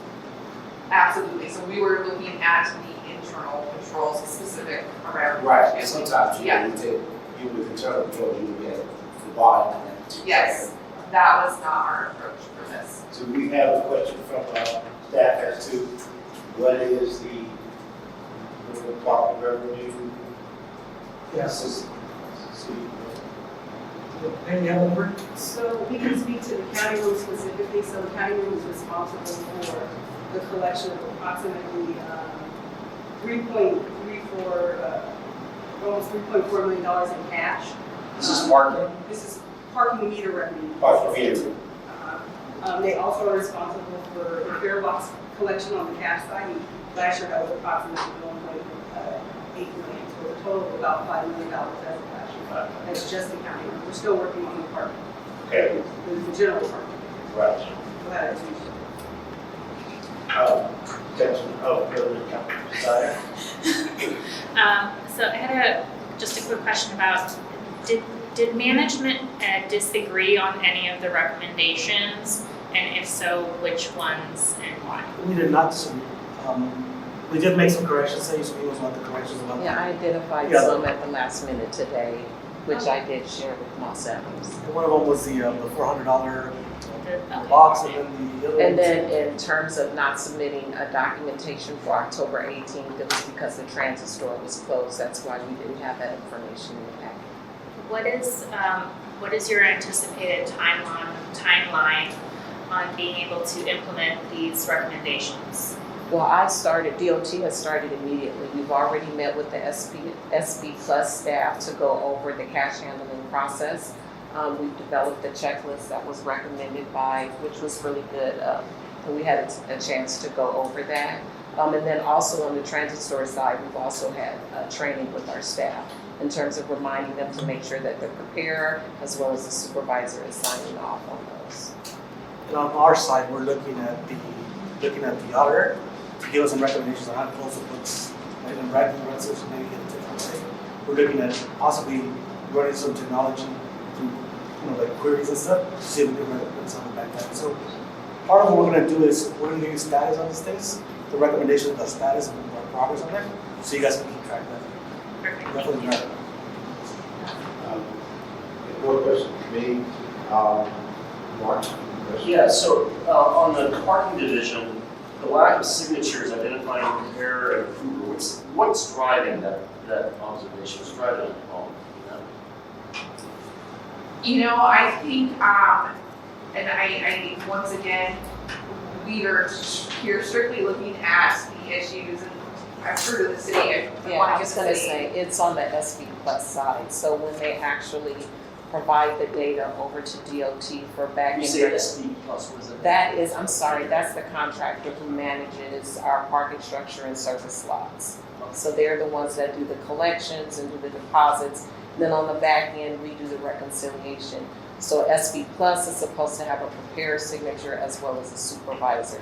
So while they do provide the documentation that does tie for us to reconcile, those signatures were missing. So we did use this opportunity to train them, and we will be doing spot checks and spot audits to make sure that the preparer and approver signature is there. Is that kind of performance baked into the contract so that? It's baked into I'm not sure if it's in the contract, but we do have a cash handling procedure, which we provided Moss Adams, to make sure that they are in accordance to the city's AI and cash handling process. So it'd be great if these kinds of metrics were in the contract, so if they was out there, there'd be a financial consequence to them to miss some of these controls. Okay. Any more questions? Is SB Plus a contract that we're going to our, that's not the services, right? Yes, we are. Okay, so Yeah. we are going to do an RFP for the service, but before the contract expires, and then we'll make sure that there's some kind of performance. Yeah, Yeah, something we that can just ties into this, right? And it's like, And so we're getting ready to It helps focus their minds. take money away if we don't. It helps focus their minds. So I know we've done a couple of cash handling procedures audits in the past, including I think there was one in 2017. So have all of the previous best practices and recommendations for cash handling procedures been implemented already, and these are just additional strengthening measures to? So we actually started fresh with this report because there has been significant restructuring. The city's operating environment is very different, and I think pretty much all the staff who are bringing cash and checking are new. So it was better from our perspective to just start there instead of starting with an old report and doing a gap analysis. But to your point, when you look at the summary of all of the recommendations back in 2017, Those were all. cash management was 10% of all of those recommendations. So, and there's 285 recommendations. So cash management was 30 of the 285. So it is a challenging area that has been a challenge for the city. I would guess that it's probably a challenge for most of the cities that y'all look at. Yeah, that's correct. It's a high volume, right? And it's also low dollar amount, yeah, and it often seasonal employees, right? There's a lot of training that's involved, so it is a higher area of risk, which is why we wanted to look at it. And we do experience that with staff turnover and just, Right. I mean, most of the staff that we have there were part-time employees, so even keeping them really difficult for the county. Was there any information, because some of our partner trucks from time to time, and labs breaks down or what have you, was there any discussion about that with respect to your job or that from a procedural standpoint? Yeah, that's a great question. I think that would really come out through our interviews, and I don't remember anything of that nature coming out in the interviews at all. But definitely a good perspective to think about. But nothing that rose to the reports, and nothing that was said in interviews. Really interesting. So, Yeah. you break down the people we lived about. I was just curious as to that. So can I any more questions? I have one Yeah. last question. So as we know, you look at other cities as well. How would you say Santa Monica's procedures and controls compare to other cities that you've looked at? Yeah, I will say that one of the things, one of my passions is policies and procedures, and so making sure that they are comprehensive. I don't know that. You are yes, this. But you know what, so I think that it's, that you didn't see that in the report, right? So I usually will have number one finding, update your policies and procedures. They're lacking these huge comprehensive areas.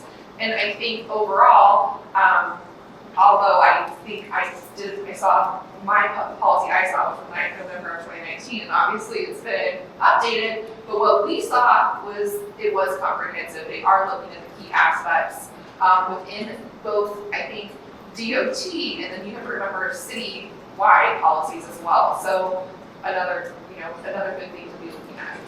And one other thing to consider is that this is a high volume, much higher volume than most other cities, because this is a tourism destination. Your parking structures are more full than a lot of other downtowns. Your, on-street parking, there's a lot more turnover, and so there's just a lot more activity. There also are not a lot of cities that run their own bus systems, right? It's typically done on a metropolitan level, and so that just adds a lot more complexity, as well as adds a lot more risk when we think about cash. Thank you for the clarification. Are there any other questions? Can I get a motion on the floor to approve item 7A? I'll approve the motion. Okay, do I have a second? And I'll second the motion to receive and file. We can get a voice vote, everyone? Aye. All right, let's move on to item 7C, staff presentation. Staff, want to give a vote for the 25-26 internal audit. Go ahead. Great. Well, thank you so much for having us back for another fiscal year. For those of you who are new to the committee, we provide an annual update on the internal audit program, and then talk about what we'd like to do for the next fiscal year. So as a reminder, Moss Adams was retained beginning in 2015 to serve as the city's designated internal auditor. We do work on a per project basis, and our focus is to look at controls, performance, and risk with really the goal of making the city operate more effectively, providing better public service. And we come in a lot of different doors to do that. As you've seen tonight, we looked at the capital program, we looked at cash, but we've looked at many different performance areas as well. We perform our work under industry standards for internal auditing. That means for you, all of our work is done with independence in mind, objectively, as well as have appropriate evidence. I want to note that we have been doing this for a while. We've been doing it since 2015. We did partner rotation in 2022 to get a little bit of a fresh eye. I also want to note for the audit committee that in 2 weeks, Moss Adams will be merging with Baker Tilly. And so when you see us again at the next audit committee meeting, we'll be presenting as Baker Tilly Advisory Group, but we'll be the same faces, so don't be confused. The role of internal audit in the organization is what we sort of think about as brushing your teeth and flossing. Your external auditor is like going to the dentist. Once a year they come by, they check to see how well your hygiene is, how well your controls are, what your financial statements are. They think about their accuracy. We're looking on a regular basis, providing that assurance over those high-risk areas. The governing body, council, and then you as an advisory body and council tells staff what to do, staff determines the how, and then we provide assurance that those objectives are being met based on that how and what council's goals are. And so again, we take that risk-based approach. We also talk to you all on a regular basis about what are your priorities, what are the community's priorities, so we're really focusing on those areas as we move throughout the city. As we have since the city's financial crisis, since 2020, we've had a much smaller budget for internal audit projects. So we've typically done 1 to 2 projects a year, and we really try to get the most bang for our buck. We would love to be able to do some other things, but what we really want to do is listen to you and hear where you want us focused so that we can provide the highest level of value.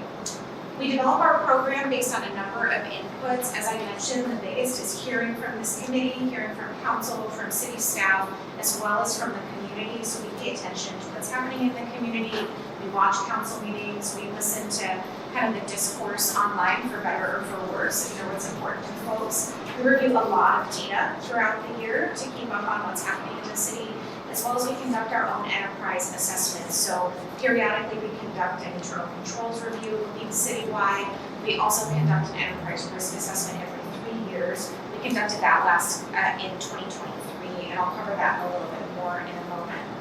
So we provided some resources to all of you, particularly those of you who are new to the committee, around the best practices for operating an audit committee, and this comes from the Government Finance Officers Association.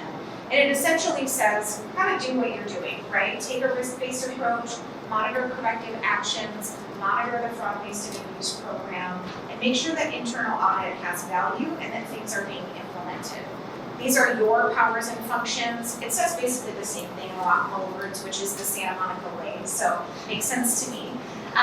One thing that I want to point out here is that you are charged with monitoring the ethics hotline. We do not monitor the city's ethics hotline, that's done by human resources, and I believe they provide annual updates every answer. I don't think that, wasn't that changed? No, the subcommittee doesn't do that.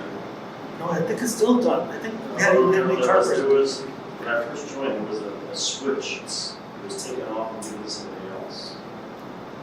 Yeah, I'll confirm. You should. If there was a revision, I don't think it's in the powers of the committee. Maybe this. Yeah, it was. So if you are really looking for some exciting reading, there are links to some great resources for audit committee members, for members of the public and council members within our presentation, and they're accessible through the PDF. Staff does a great job of putting this on the audit subcommittee website so that you can take your time and go through these. We're very happy to walk through roles and responsibilities and answer any questions as you all get your feet under you on the committee. So when we develop our program, we really try to take a citywide approach. Again, we are looking at those areas of risk controls and compliance and performance. And we want to hit across all of the major functions of the city over the course of several years as our scope and budget allow. And so again, we take that risk-based approach. And this is what we've done since 2015. We've completed 33 projects. We've delivered 362 findings, and Oscar will give an update on the proportion of findings that have been cleared to date. We've conducted 2 enterprise risk assessments, 1 internal controls review, and then in 2018, we conducted a very large compensation study that looked at everything across the city. You'll see here that we've touched just about every department. We have not touched the city attorney's office or the library. City attorney's offices tend to be a little bit low risk. We also work a lot together, so we want to make sure if we're working something on the city attorney's office that we are doing it as independently as possible. But there has not been a concern about the city attorney's office here. They do participate in a lot of our studies, so they have participated quite a bit in the compensation study, in the risk assessment, and also in the human resources organizational assessment that we conducted in 2020. The library, kind of similarly, it has not been a higher risk area, and given their challenges in terms of even being open as much as possible, that it just hasn't been something that we've wanted to take staff time for to do any performance work with the library. However, again, they did participate pretty significantly in human resources study and in some of the other enterprise studies as well. So on a triennial basis, we conduct a comprehensive enterprise risk assessment. Those reports are usually around 75 pages long. They include every possible piece of information you could want about how the city operates, what the major risk areas are. And we use it, your external auditors use it, we use it to identify where we're going, how do we focus, what are the opportunities for improvement. It's also a tool for management, to be used for strategic planning, to be used to identify opportunities for improvement with management initiatives, and is a tool for those charged with governance as well in terms of how do we want to focus our limited resources and attention.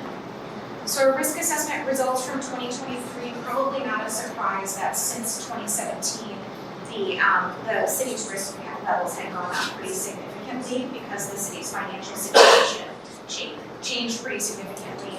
And you'll see those other top 2 risk areas, human resources, employee engagement, and staffing levels, are all related to that funding scenario because the city restructured. There has been significant turnover, and that really drove the high-risk areas when we conducted this assessment.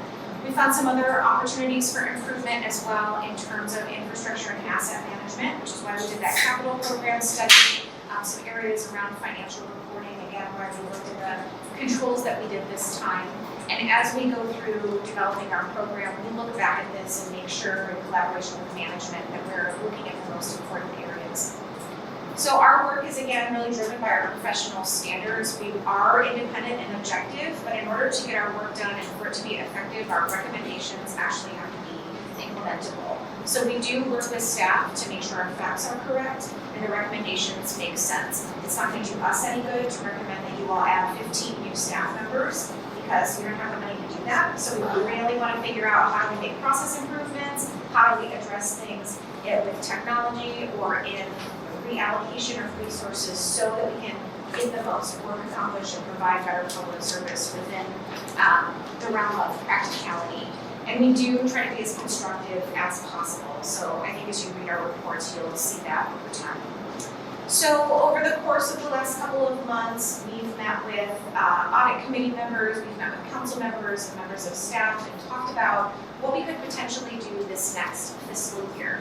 We know that council has 2 main goals, and economic development is a pretty significant goal for council this year.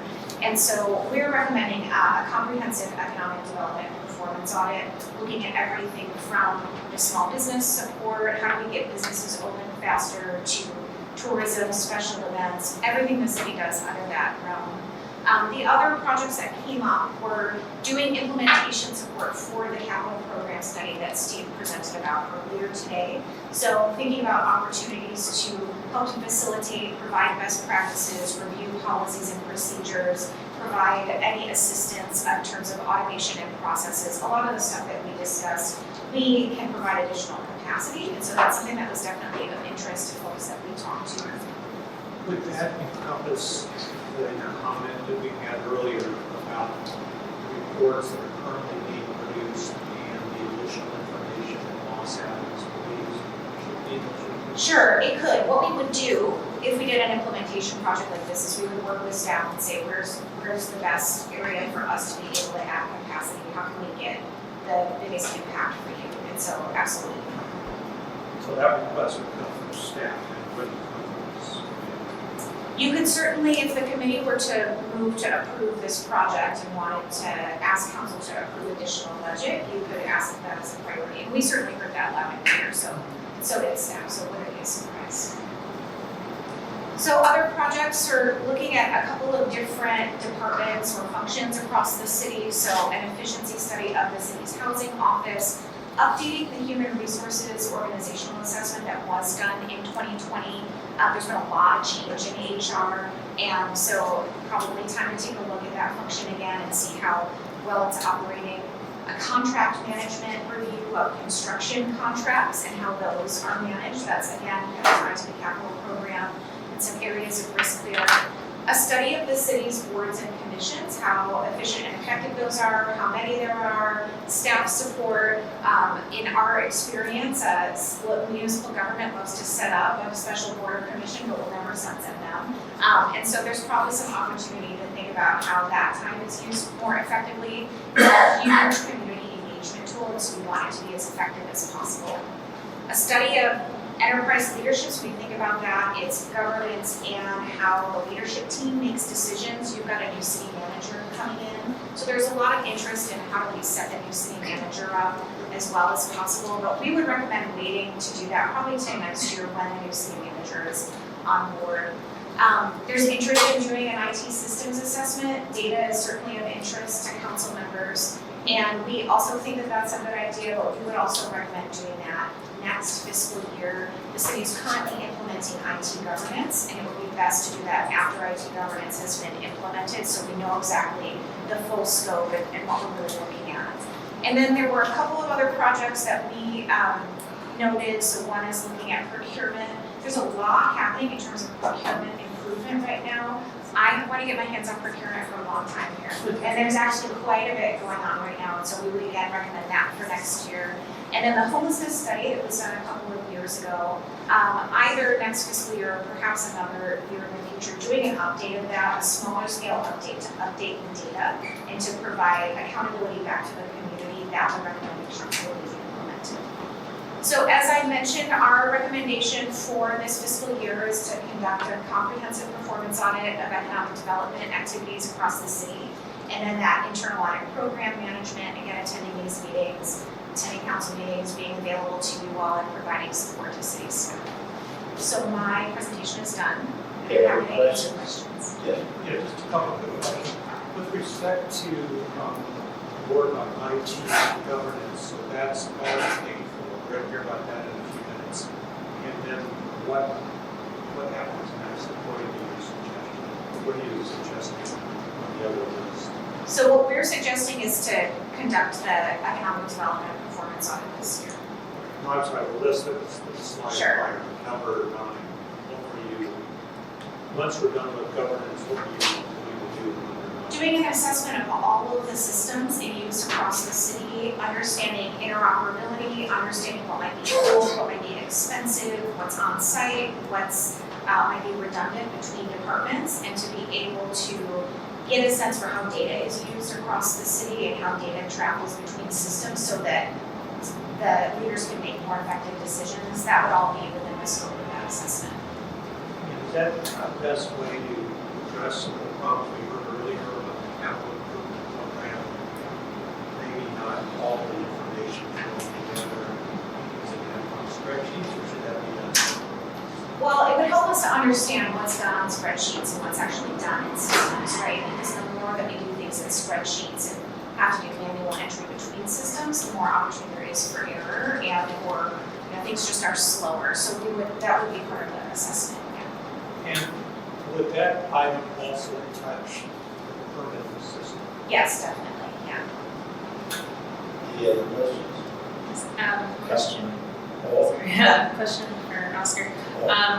What is our budget for internal audits this So year? budgeted right now, this our risk assessment budget is from the city manager's office. We currently have $50,000 annually for projects. That's how- 50,000? 50,000, 50. So if we wanted to do the economic development, performance audit, and if we wanted to do the 2 items that are being recommended, would the council have to allocate more funds, or is this something Talk to? to another department and see if the department has anything that they can contribute to this project.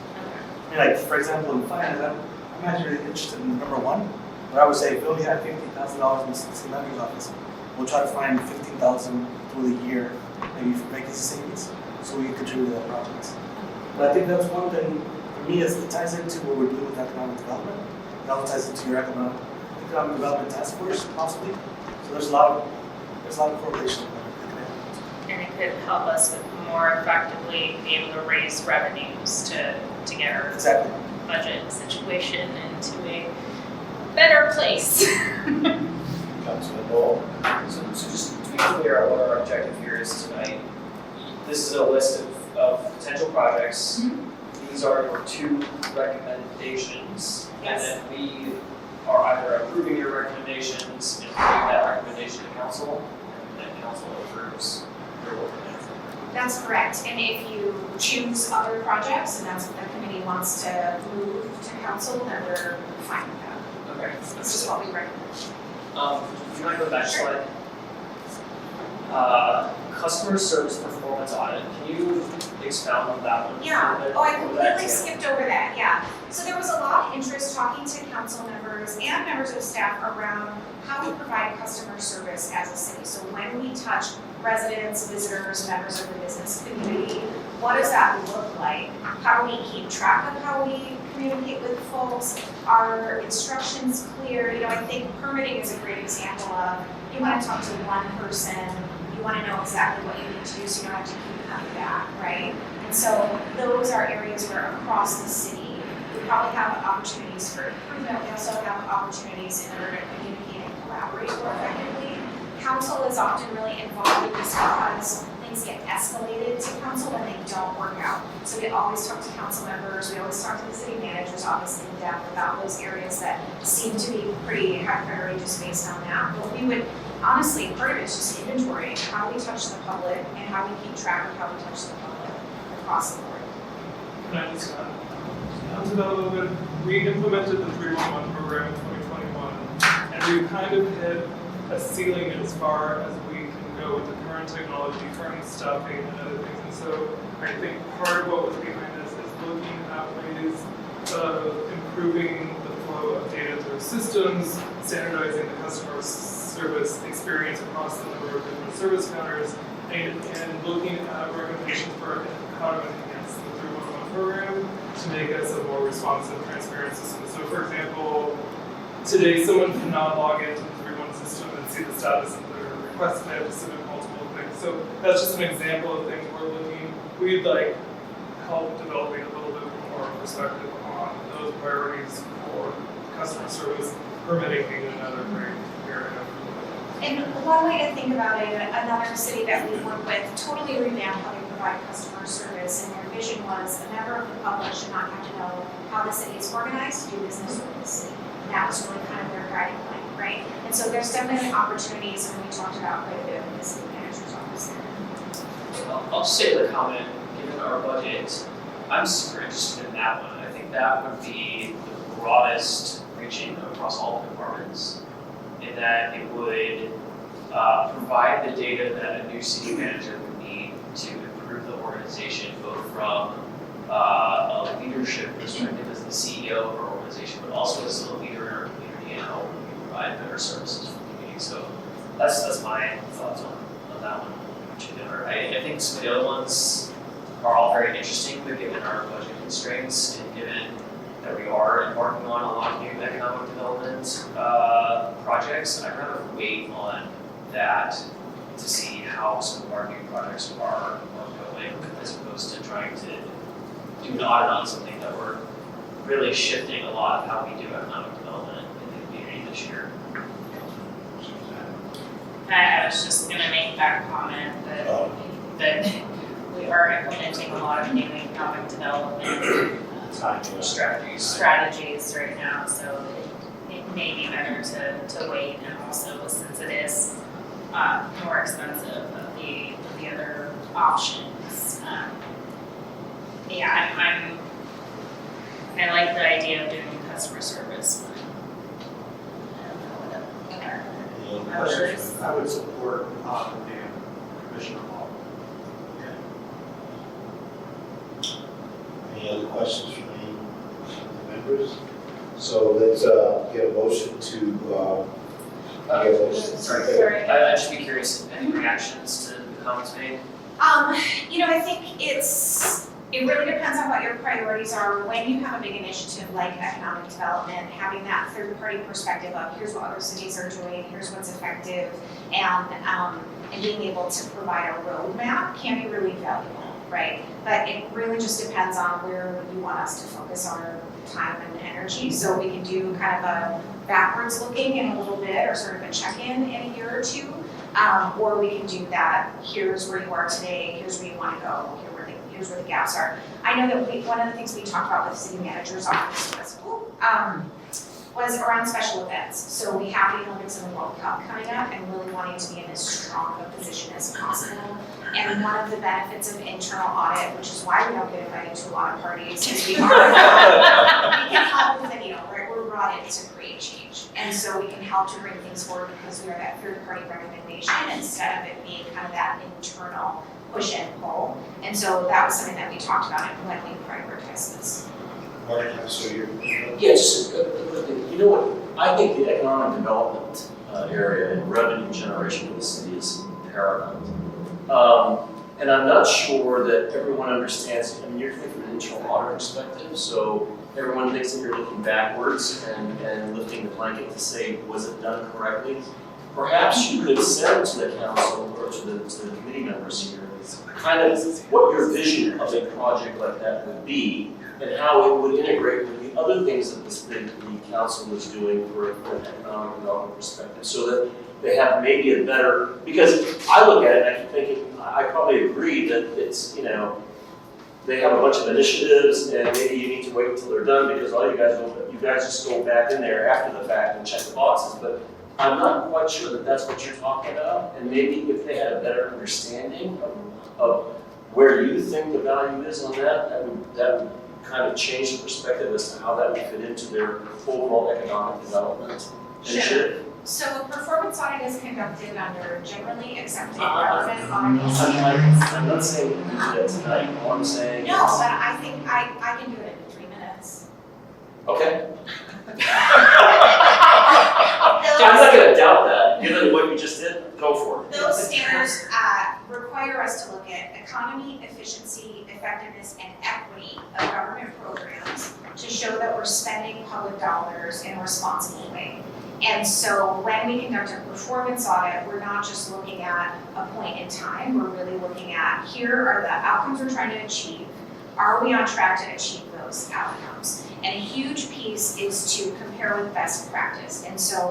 And if you have seen our performance audit reports, we do a lot of industry benchmarking. So we talk to your peers, we'll talk to folks who are in similarly situated areas, but we also look at kind of aspirational peers, who's really doing this well, right?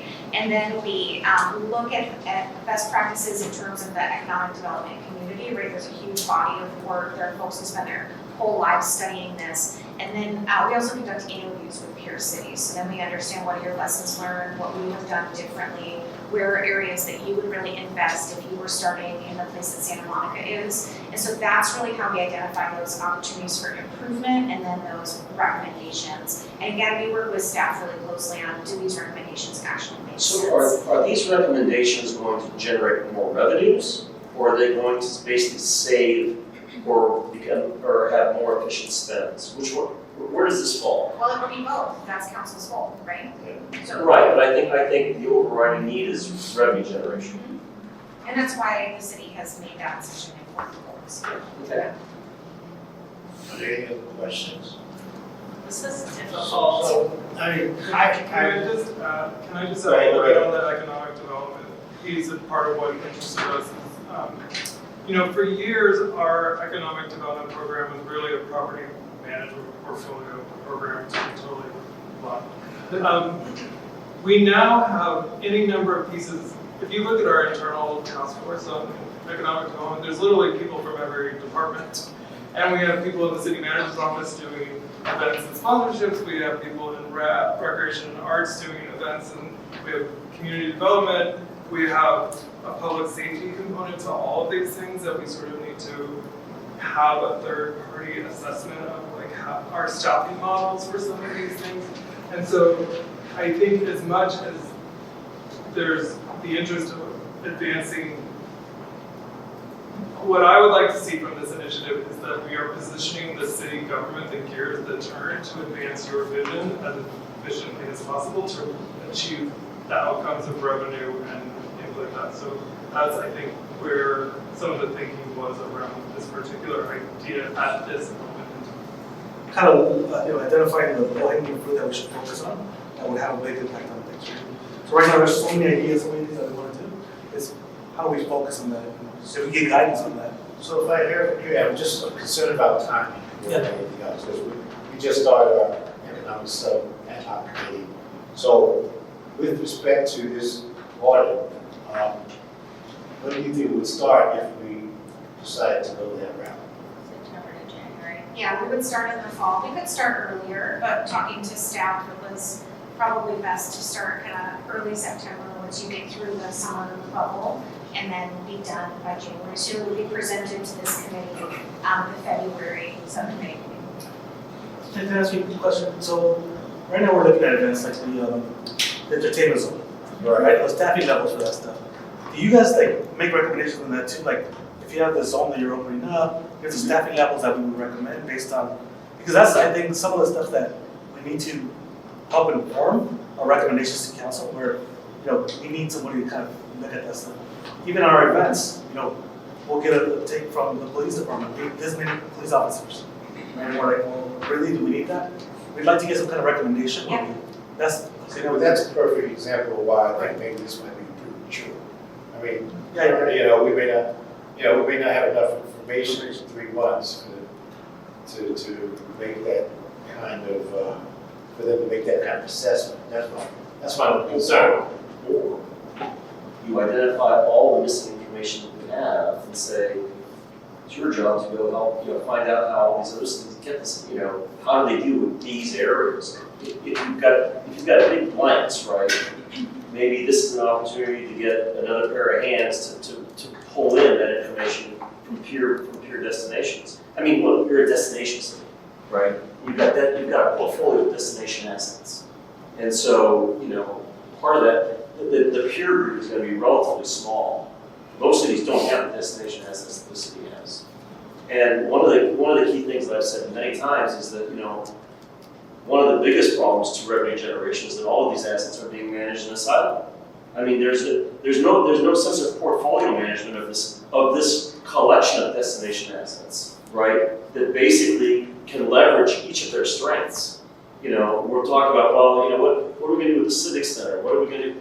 Nobody is saying the Civic Center can be this component of this larger, destination revitalization, right? This is its role. This is how it would feed into these other things. This is how the promenade would support, you have an event here, the promenade, dovetail onto that event. Same thing with Santa Monica Place, right? It's just like, these are all the things that would come together in one of these things, right? So, and I don't know if that's what they would be doing. I don't know if you have other consultants that you're engaging that are going to be addressing those points. But that, to me, is your core, that is the core issue that needs to be addressed, is how are you maximizing the portfolio that you have, and how are you basically having each component of that portfolio support and supercharge the other components of that portfolio. And I don't know if that's something, I don't think that's what exactly we're talking about here, but but I think, but if that's not the case, whoever else you're engaging in this thing, that should be what they're doing. That I agree with you there, but I still see it as an issue of timing. Not that this would be a necessary step, but I can probably see this much more effective from our standpoint a year from now. That's, a year from now, this time, after we've gone through a year within the subcommittee, and maybe utilizing outside resources to kind of assist with where the economic development committee is going. We haven't presented to council. I just think that we're putting the cart before the horse. Time is money. Okay. Time is money, that's all I'm saying. That's what I'm thinking. Time is money. Councilman, sorry. So, I know a lot of these, at least my understanding is, several of these would likely help us be more effective and efficient with our limited resources by understanding where we can create those efficiencies better. And obviously, economic development is one of those areas. So is the customer service performance audit. I believe y'all have done a construction contract management audit before that actually helped us get some money back, if I'm remembering correctly. So that audit was on a specific contract, we did testing of that, so this would be actually be looking at the contract management process. Overall, so it wouldn't be likely to bring us that money and help Well, pay for I itself. don't know, yeah. Who knows? We can have audit findings. We can also make sure that, I haven't looked at it yet, but if you have a construction manager, like performance levels, for example, like sometimes it'll either be defined or not defined. If it's defined, you make sure that you're getting the resources or the outputs that you would expect from it. But generally, it's just time and people, and it's if they are miscoding rates or their time card tracking for their system of record isn't correct. So generally, no, but we just I have like almost 1,000 in my belt. I'm like not surprised I'm surprised when I'm surprised at this point. But generally, CM, it's performance based, not cost recovery. If you guys have a big construction contract though, that's where we get the cost recoveries. And that's what we was the last time, okay. So, Paul? Yeah, I'm just gonna comment, to me, what I was reading up there applies to the customer service, assuming a small business, obviously it's a customer of the city, special events, property of the city, building inspections, that serves the constituents of the city. Almost everything that I read in that first paragraph applies to customer service. So my personal view is let the economic development professionals, as he suggested, proceed. Let's do what we can to help the customers of the city, which includes all those things up there in the paragraph. Yeah, so I'm going to attempt a motion here that we recommend customer service audit, and here's my reasoning. When we think about the council's priorities that have been chosen, it's housing, safe housing, more housing, that involves permitting. When we're talking business development, economic development, business operations, that involves permitting. When we're talking clean streets and safe neighborhoods, that involves 311 requests. When we're talking about government efficiency, which I think all of us are in on, government ethics, that is customer service again.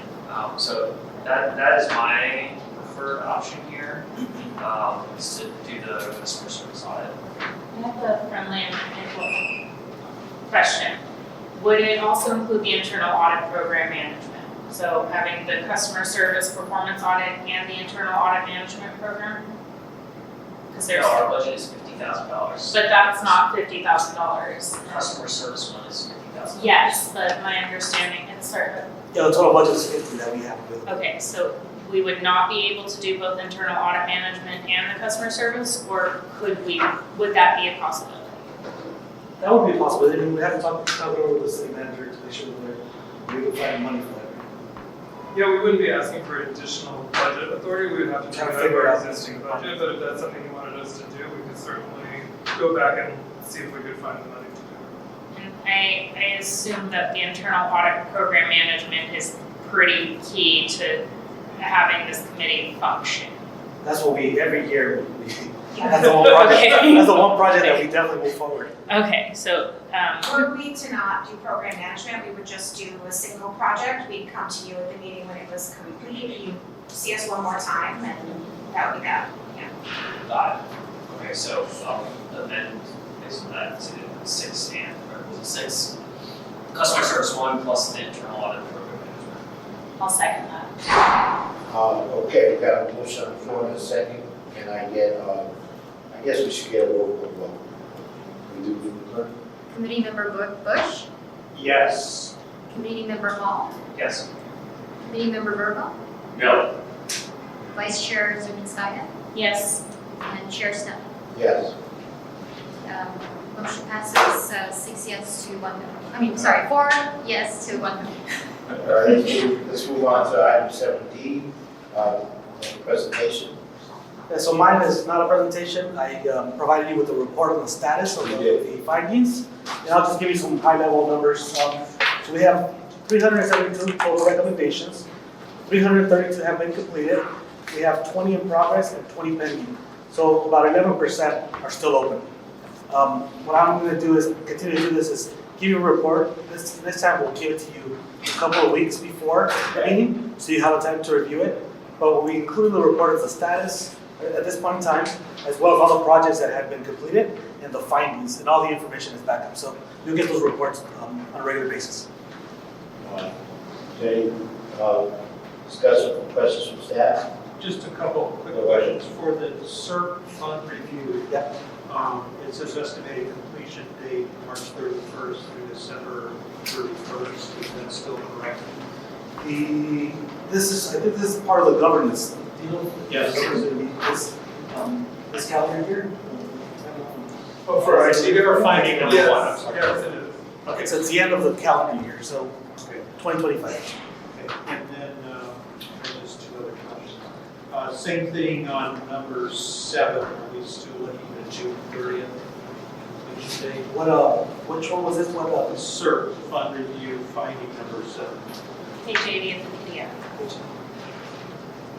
You're faster. The pizza.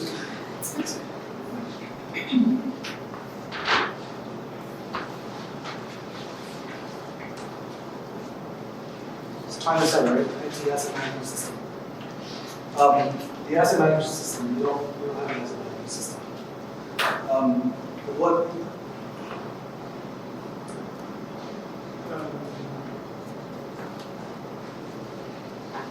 Maybe just a couple sentences. Can you read? What is the asset management? So basically, it's a system where we inventory all the city's technology assets. So right now we do have an inventory of everything, but we don't have a system that actually that gets updated on a regular basis. So we update it every time there's a replacement of the equipment. I think it's updated, but that's where we don't have a system yet. So will there be something coming next month? I can get you an update for next month on this. I'll get more information. We didn't have any updates for this time.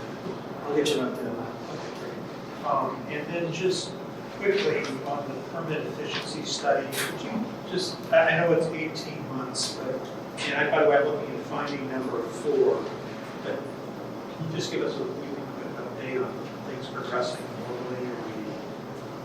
Are we going to get something by the end of the year on the permit efficiency study?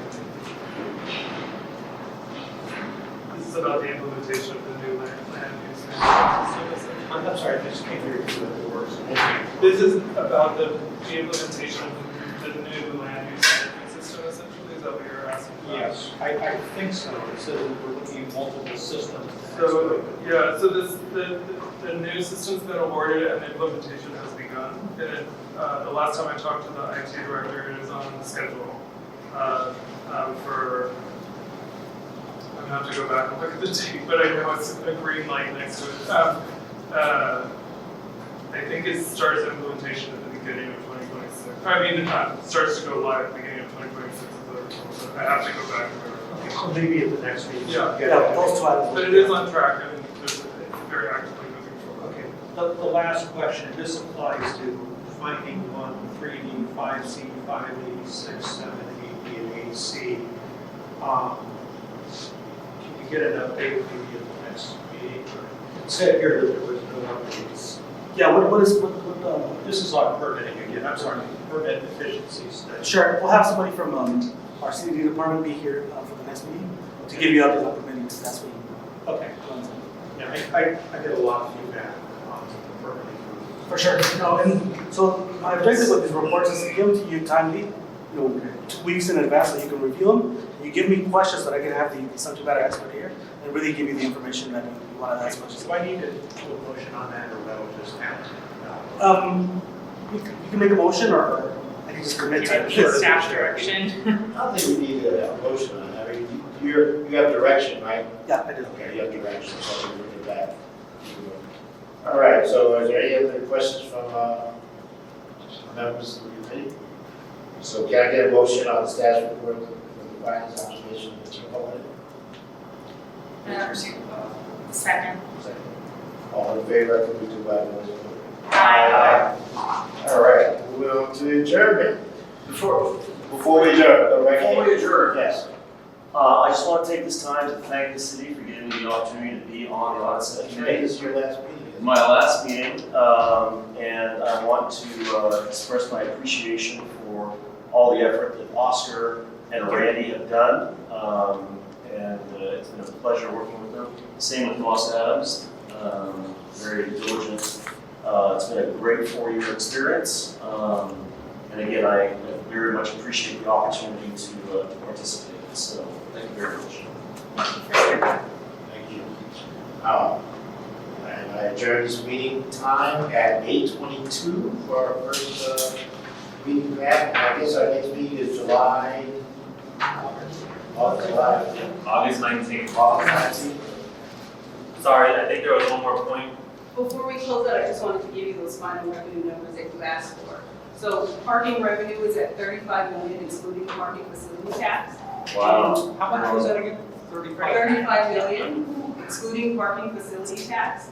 And the total passenger revenue is approximately 8 million. And just to clarify on the counting room, those numbers include what the counting room takes in. The counting room, to clarify, the counting room is responsible for collection of cash for the meters and the fare box. And just to give another breakdown, because I think I made a misspoke, that breakout is 1.5 cash for meters and 1.8 for fare box revenue. Very well. So total, I'm sorry, can you repeat those again? So total for parking, excluding parking facility tax, is approximately 35 million. Total for passenger revenues, that's BBB, is approximately 8 million. You don't have the total cash handling number for the city, do you? That would be something we'd have to collect. Cash. Back out, yeah. It would be something we have to kind of break back. Yeah. Those were annual numbers, right? Correct. I wish they were.